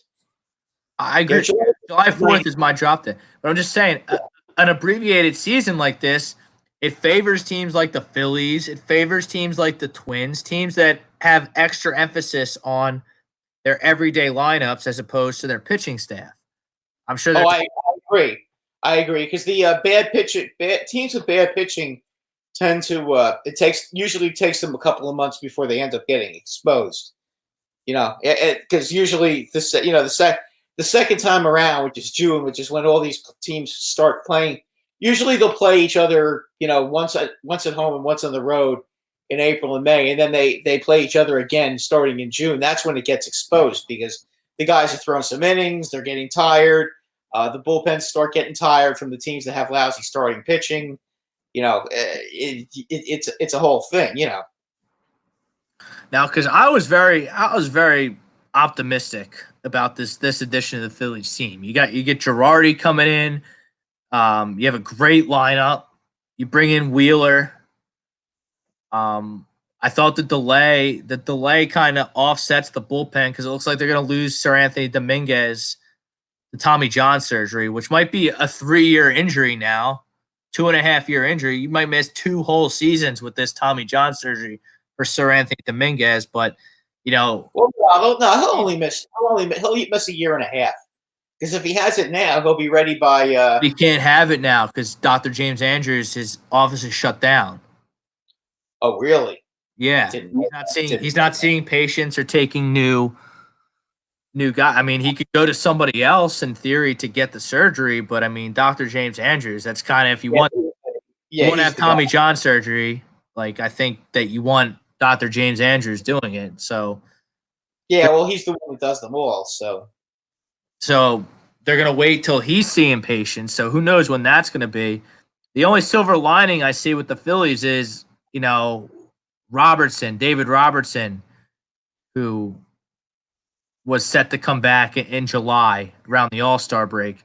Maybe he can start the season in the bullpen if the season starts in early July. But which is what I think if by June 1st, they're able to get back on the field again and start their spring training. I think that the July 1st is they should be able to do that for July 1st without a problem. But they've got to get themselves back on the field June 1st, at the very latest June 15th. As I said, if they can get if the pitchers can get at least 2 weeks in, then they'll be throwing 3 or 4 innings. And you know what? Again, as long as they expand the rosters 29 or 30. I would do. I mean, if they do a 30-man roster, you can have 5 extra pitchers.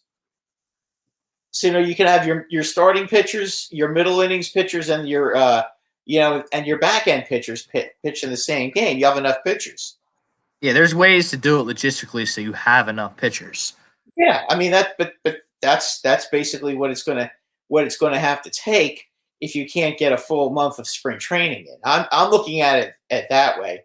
But I mean, I agree with you. July 4th, if they can't start baseball July 4th, it's over. And then I think the Phillies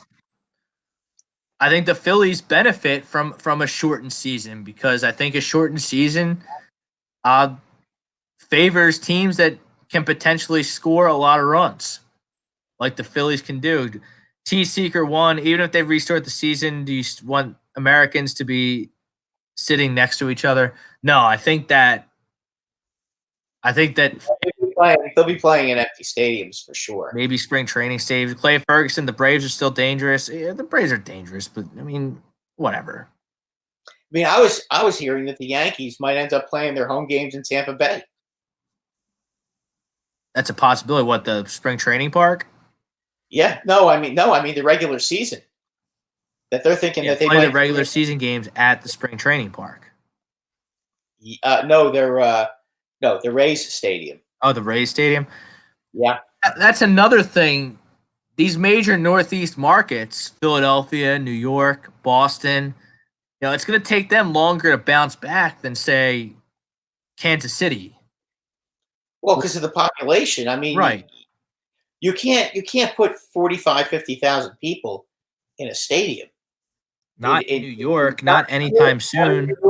No, not in New York. That's going to take. If you're telling me that's going to happen by May 1st, I mean, that's just very ambitious. I don't think it's going to happen. I wish it would. I mean, I hope it does. I mean, the only. Do you see a shortened season? I mean, obviously the Yankees have everything. They got the starting pitching with Garrett Cole.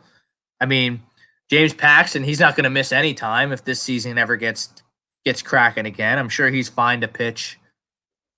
No, everybody's going to be. I mean, everybody's going to be healthy. The Yankees were looking like they were going to start the season all banged up, but not so much. Judge will probably be fine. Stan will probably be fine. Yeah, well, they're saying Judge will be back. Judge would be back by June, and they're saying Stanton by the middle of May. No, I'm sorry, Paxton by the middle of May. Stanton supposedly is ready to go now. He supposedly is all healed up now. That's been a disaster, Stanton in New York. Well, the first year it was good. He had a good year the first year. Last year was the disaster. This year, complained about him every fucking day on the show when in the first year he was here. He strikes out much and he doesn't hit for high enough average. You were always bitching about Stanton. Well, because Judge wasn't there and he was striking out all the time. I mean, all the time. That was the problem. That's what sluggers do. Yeah, but he strikes out a little bit more than most sluggers do, and he wasn't very clutch. Judge, as often as Judge strikes out, Judge would always get clutch hits. I mean, he was a clutch hitter. Judge is a beast. Yeah, absolutely.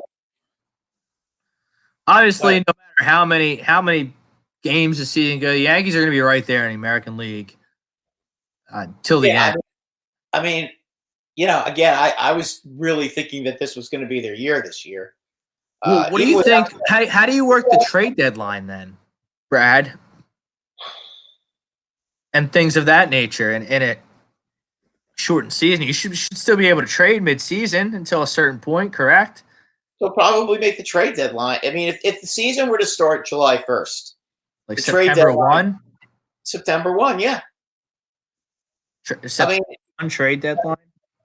Yeah, I mean, a lot of moving parts to figure out. Then you have 60 games under your belt with 30 games to go. You could do it with 30 games to go. You could and then make the trade deadline.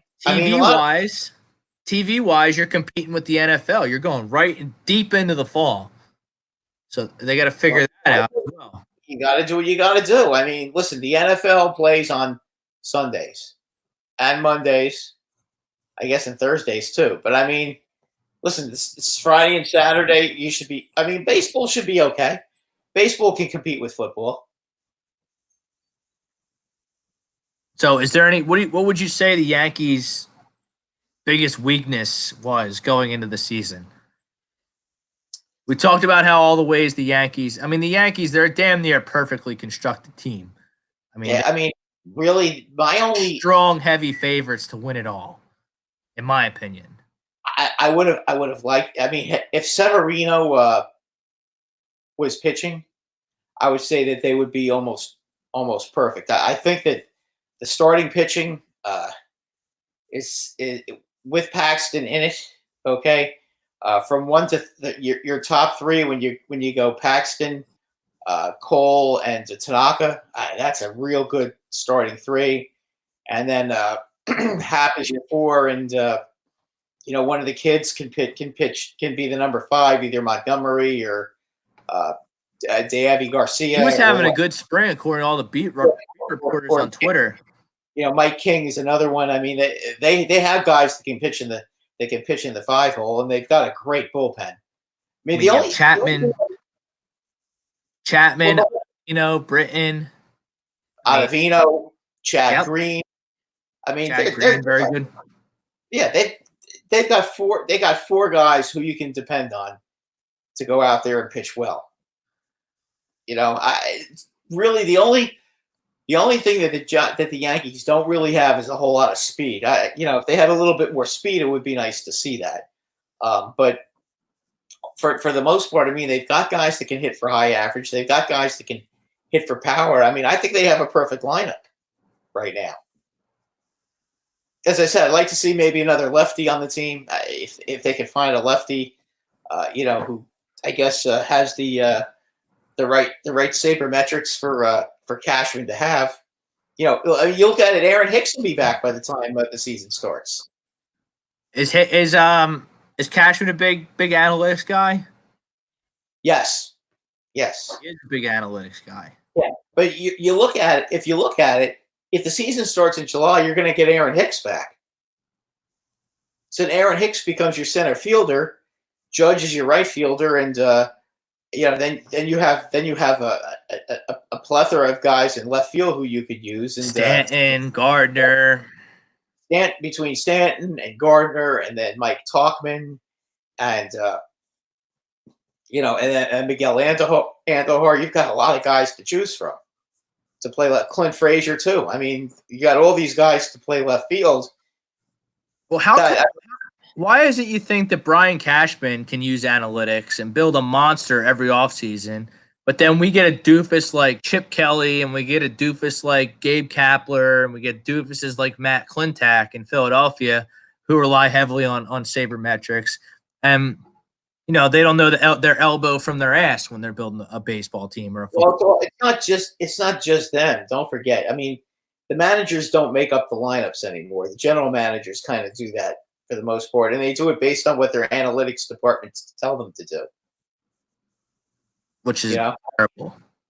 Yeah, well, I agree. I mean, Joe, I don't see any. I don't know if I agree with that. I don't see anyone telling Joe Girardi how to fill out his.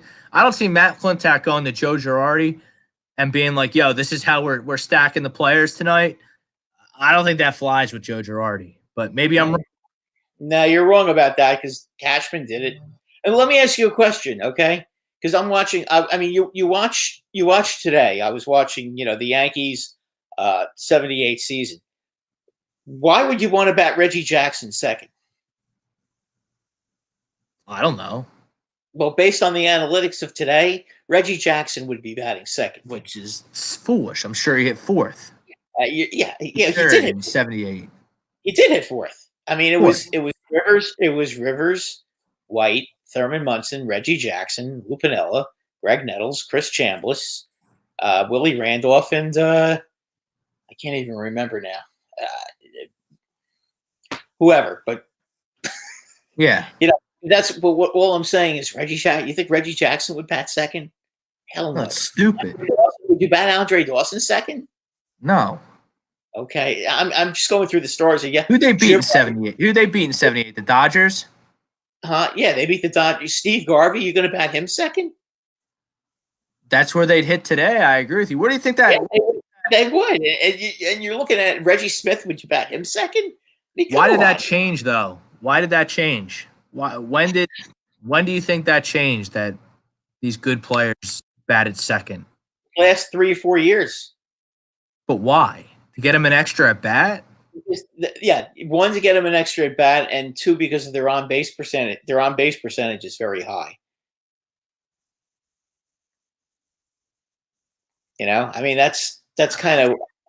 I mean, I totally disagree with it. I've been saying it all along.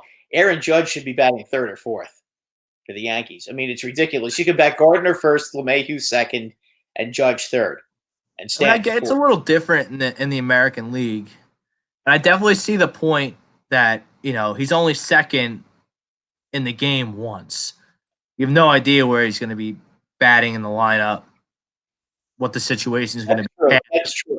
past Yeah, the first time through.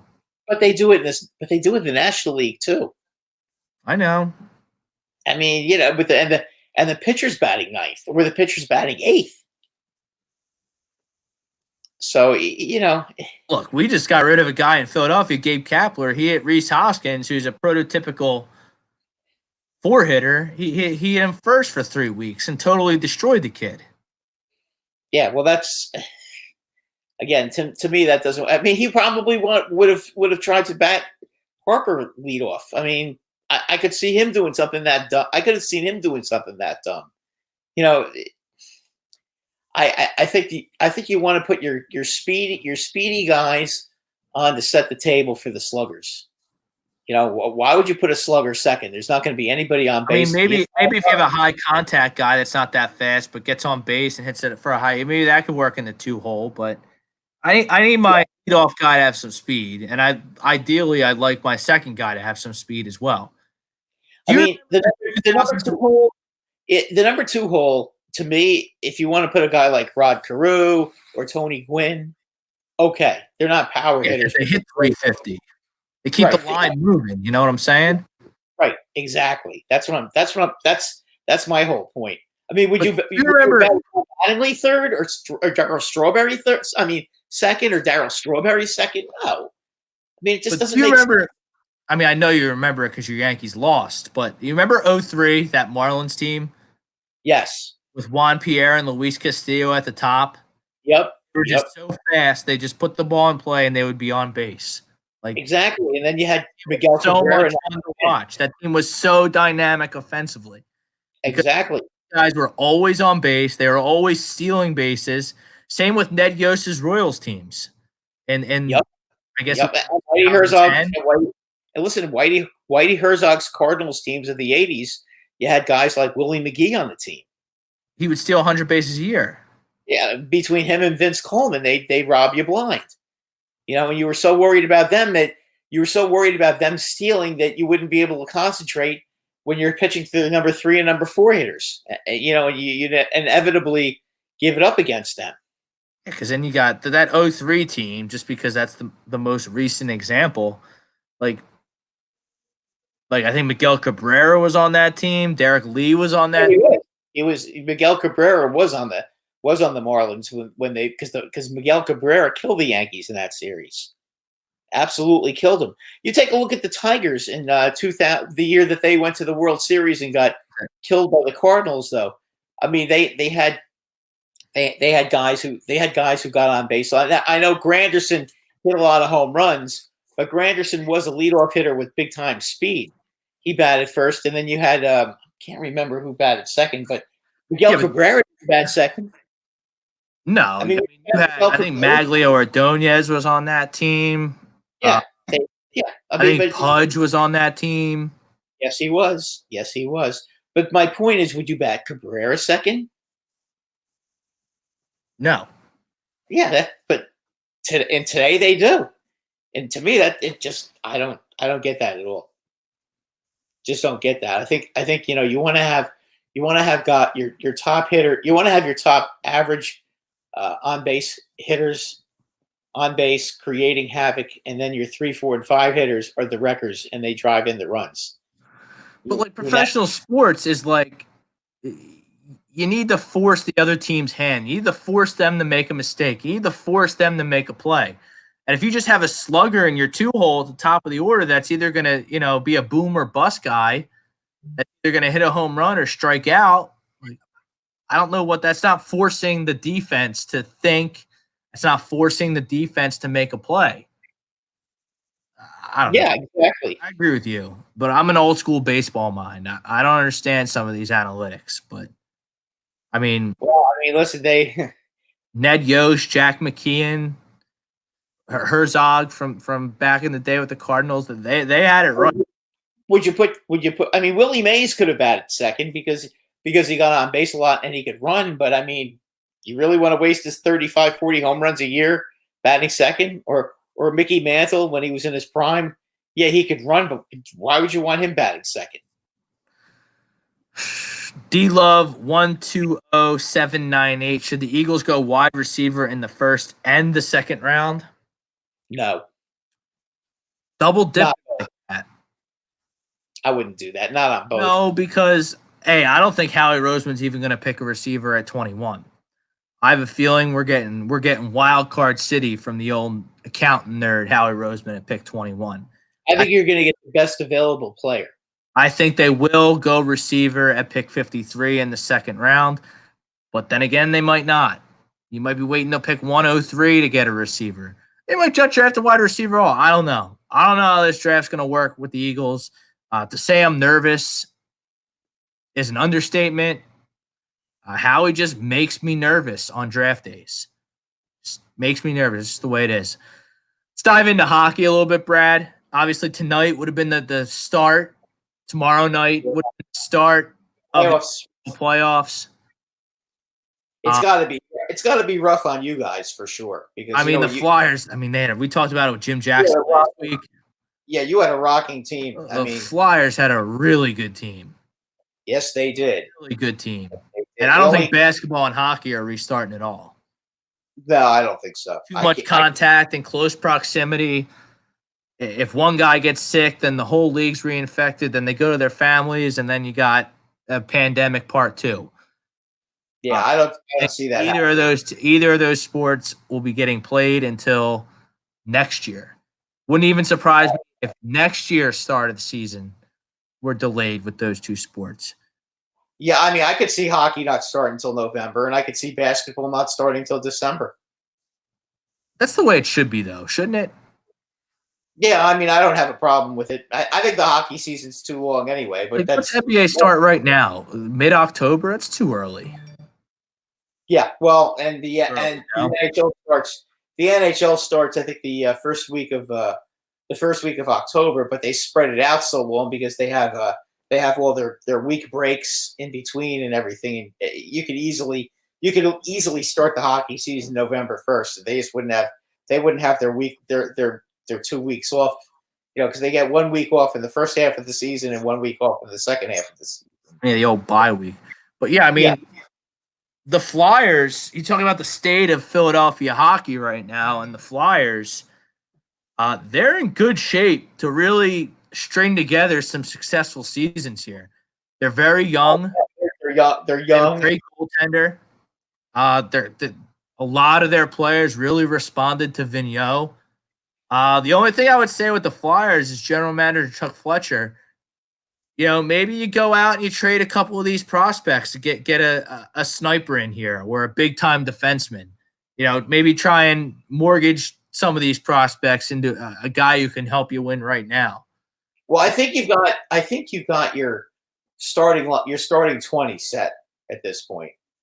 Pretty much, yeah, I would agree with that. Pretty much. So if you're talking about guys that are in your farm system that you want to trade to try to or draft future draft choices, maybe try and make something happen. They could definitely try to do something like that. I don't know who it is who you have your eye on in particular. No, I would defer to you on that. I don't know. Someone who's in the prime of their career that is on a bad team that's looking to rebuild, that you can maybe trade some draft picks and some younger players for to improve your chances of winning. Well, if you want a defenseman, Robert Bortuzzo from St. Louis is a free agent. Here's Roska. Here's David Roska, our buddy David Roska from out in California. He thinks the NHL regular season will be back in May. I don't think so, Roska. No way. I really don't. I think hockey and basketball are done, man. Yeah, I can't see that. That would be canceled, and I think that next season will be the jump-off point for those teams. I think the first Big Four major sporting event in this country will be week 1 of the NFL. I really do. I that could figure out a easily way to get the players in there for training camp on time. And I think that they start the season on time, get their full 16-game season in, and get their extended playoffs in. I think the only sport that you're going to see in the United States this summer is soccer. I don't know where you stand on NASCAR and that being a sport or not, but I think that. I mean, listen, I like soccer, so I have no problem watching soccer. I'm a big Red Bulls fan. I do watch a lot of their games. I have to admit that, and I wouldn't be upset watching. I could get into watching a soccer game. You know, 1 or 2 soccer games a week. But I think NASCAR will be running races. I think in mid-May. I think NASCAR will be back in mid-May with no fans. Just they can do that. They 40 cars roll around the track 200 some odd times. I think that's something that they could do, and that's something that I would hold my. I know it's not for everyone, but a lot of people like it. A lot of people watch it. I know they do. Northeast. It's not very popular in the Northeast. No, it's more of a southern thing, but I mean, that's okay. Man, I enjoy it. Drink some beer, get bet on it. It's fun. I think we're going to see fans in NASCAR at the tracks for a while. The reason I say MLS is because MLS could start in July, and if the Eastern Conference just plays the Eastern Conference, and the Western Conference just plays the Western Conference, they could get a respectable 15, 16 game season in, and get their playoffs done, because they if they were able to start in the middle of June, they could easily do that. Yeah, with or without the fans, they could do that. But yeah, I mean, getting back to hockey, I don't think mid-May. No, unfortunately, I mean, it's upsetting because my team had really come a long way this year, and we're kind of the Rangers were kind of a surprise team. We kind of wrote the Rangers off as an afterthought in our NHL preview and throughout much of the first half of the season, but they were charging strong. It would have been interesting to see if they could have got over the hump. Listen, the one thing that happened was that Panarin had a great year. He had 95 points. Guy's a beast. Yeah, and what can I say about Mika Zibanejad? I mean, 41 goals. The guy was terrific. I mean, and there's no reason why he can't continue to be a great player. I mean, he's got the size, the speed, and the ability, and he's going to have, they're going to have Chris Kreider back, and they're going to have Buchnevich back. So he's going to get his line mates back. He's going to have he's been playing with these guys for years now. So, one thing about hockey, when guys are on the same line, they play together for a long time, they become very, very good. And Panarin and Strome really found a lot of continuity and seemed to be a perfect match. So, I mean, if you can find them a left wing, whether they decide to put Kakko up there, Kakko's going to have to learn how to play defense because he was a -24 last year, and that just can't happen. That's why he wasn't in the top 6. He was a young guy. I wouldn't. He was only 19. So, but Hedl had 13 goals, and as a 19-year-old player, I mean that you can't complain. They got some real good young players. They've got some real good young defensemen coming up for next year. Rangers, I think, are going to make the playoffs next season. I can definitely see that. I think the following season is the year for them to try to be Stanley Cup contenders. I think next year is going to be their playoff season where they maybe make the playoffs, give it a good shot in the first round, maybe get out of the first round again, then lose in the second round. I think the following season, 21-22 is when you start seeing them up there with the Flyers in that kind of a situation, because I think the Capitals and the Penguins are trending down, without a doubt. Chrome checks in and says he misses hockey so much. Chrome will be rocking and rolling Birds of a Feather tomorrow night at 8 p.m. Yeah, it's hard. I'm sure they'll be talking draft. I actually released my latest draft primer in the A2D Radio Sports group. And I love busting Chuck's balls because we never agree on anything. But I love Chuck's. That's what this forum's about. Agree to disagree. What about golf, Rob? What do you see with golf? Golf? They rescheduled all these majors today, at least the U.S. based majors today for when was it? So like August is going to be the PGA. September is going to be the U.S. Open. The Masters is going to be played in November. I mean, this is all tentative, subject that's changing. I wouldn't anticipate fans being welcomed at any of these. I mean, tennis, I don't understand why they wouldn't be able to play tennis. I mean, tennis isn't exactly a sport where, you're on top of each other. They may not let fans in, but why wouldn't they be able to have have Wimbledon? Because Wimbledon's supposed to be right now, right? And Wimbledon's in July. I think the Australian's supposed to be. Is it the Australian or the French that's supposed to be right now? I think it's the French Open. The French is supposed to be now. I would kill to watch some tennis right now. Yeah, tennis would be fun to. I mean, I don't really understand why they can't play tennis. To be quite honest with you, tennis. It's not like you're. They don't have to just keep the fans out, but you'll get plenty of people watching tennis when there's no other sports on. Big time. Yeah, I think people want to gamble on it. Yeah, I mean, gambling numbers on tennis matches. If they had tennis matches, they had the French Open as scheduled right now, or the Australia, whatever. Even if it wasn't a major, if it was just like a regular tour event, you know how many people would be betting on tennis right now? Oh, and everybody would be watching it. I mean, if you think about it, the tennis players are on opposite sides of the court. They're not like they're socially distancing themselves because it's a socially distancing game. They're not going to be near each other, and they don't have to shake hands at the end of the game. Stay away from each other at the end of the game. At the end of the match. Chrome disagrees with our poll about the Eagles being the number 1 seed in the NFC. He believes they'll win the East, but the draft will tell me a lot where I believe they'll place in the NFC playoff picture. It's fair statement. Kind of on the. What's that? I think he's right on. He's right on point. Yeah, I mean, it goes along with what we said at the top of the show. All right, the only sport we haven't talked about yet as we finish up here is the NBA. Your boy James Dolan, he has the coronavirus. Maybe that'll knock some sense into him and get your Knicks back on track. Listen, as a Ranger fan, we love James Dolan as a Ranger fan. He stays out of it and lets the guys do what they have to do. He just all he does is write the checks. If he could somehow have that same attitude with the Knicks, the Knicks would be in a lot better shape. Unfortunately, he just can't stop meddling. But I mean, do you have any hopes as a Knicks fan?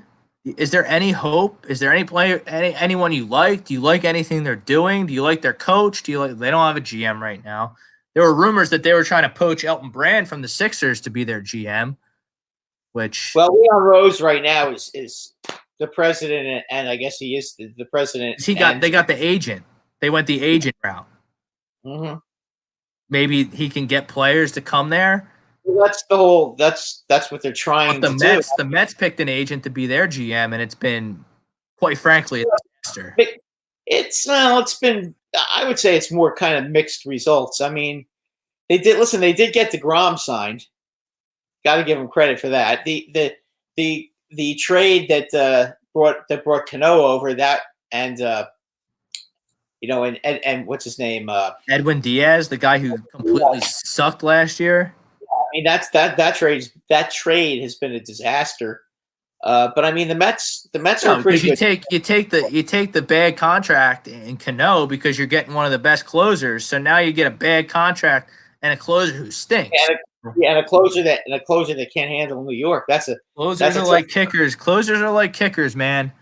There's a few. No, I know. There's a few of them, like your boy Chapman, that really get it done year after year. But as far as the rest of them go, they can go bad at any time, and then they're just a few bad outings away from being out of the entire league.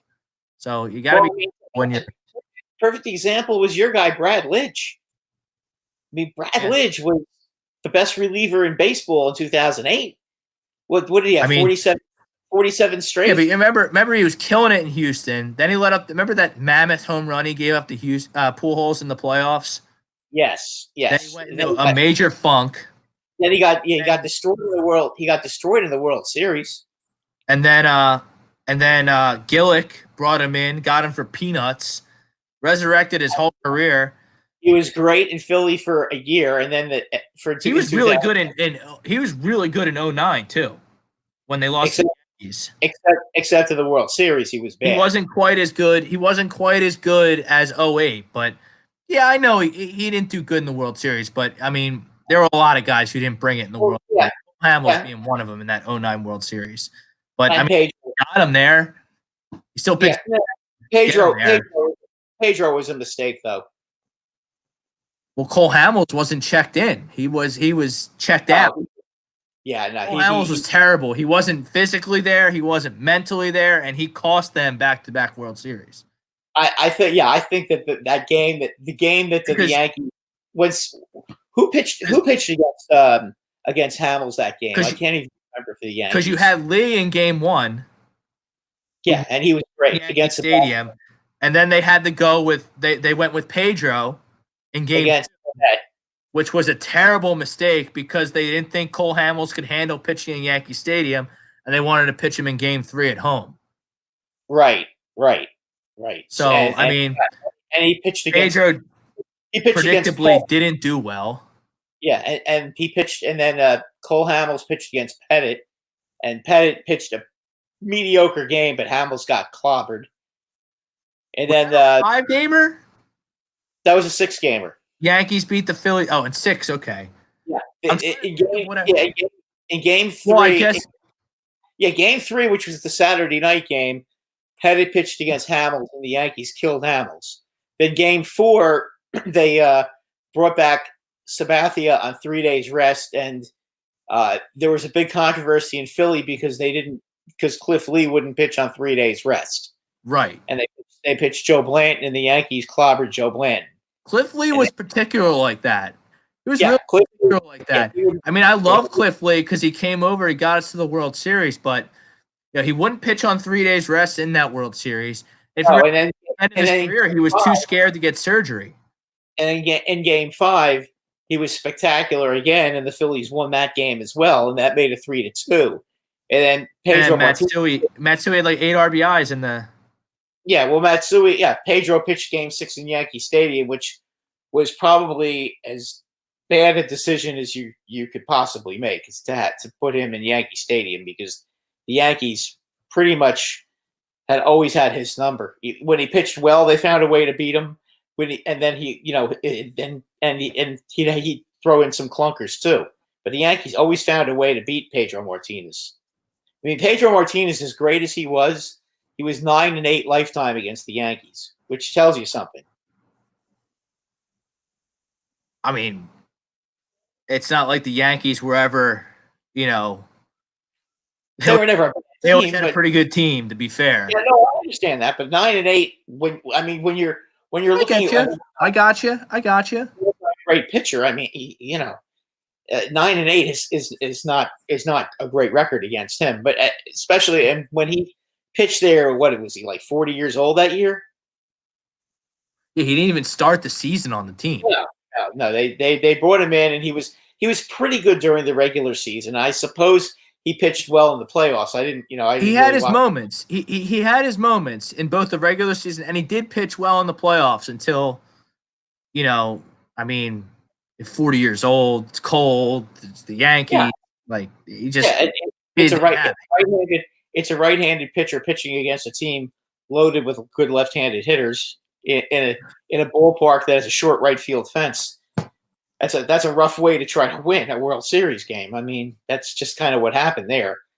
But all right, and last comment of the night, Mr. Raymond Rivera checks in. I think Jeffrey stays in Philly. I agree with you, Raymond. I'm not the biggest Jeffrey guy, but I mean, they're priced into having Alshon Jeffrey on this team. I don't think anybody's going to take that money. You just have to hope that Alshon Jeffrey can get along with Carson. He can keep his mouth out of Josina Anderson's ear, keep his mouth shut, and hopefully he can be healthy and produce. But I think listen, he has the ability to be an excellent player. I mean, it's not like you're talking about a guy who can't play.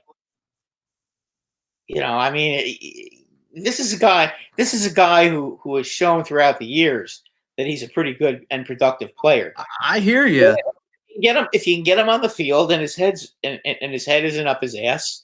You should get a pretty good season out of him. There's no reason why not.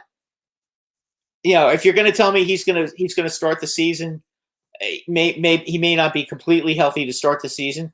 Wait until he's completely healthy. It's a long season. It's 16 games.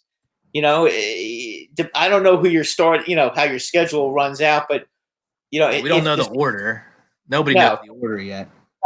Not yet. But I mean, if the season starts and you're playing, the crappy teams in the division like the Giants and the Redskins, then you wait until you give them a couple extra weeks and then you get him out there. You have him and Deshaun Jackson. Your receiving corp isn't as bad as everybody makes it out to be. It could. I guess time will tell. Time will tell. A lot of teams with worse receivers than Deshaun Jackson and Alshon Jeffrey if they're both healthy. True. All right, that'll do it for this edition of the Sports House. Thanks all for the comments. Thanks all for tuning in. We'll be back same time, same place next Monday right here on A2D Radio, A2D Live. See you then.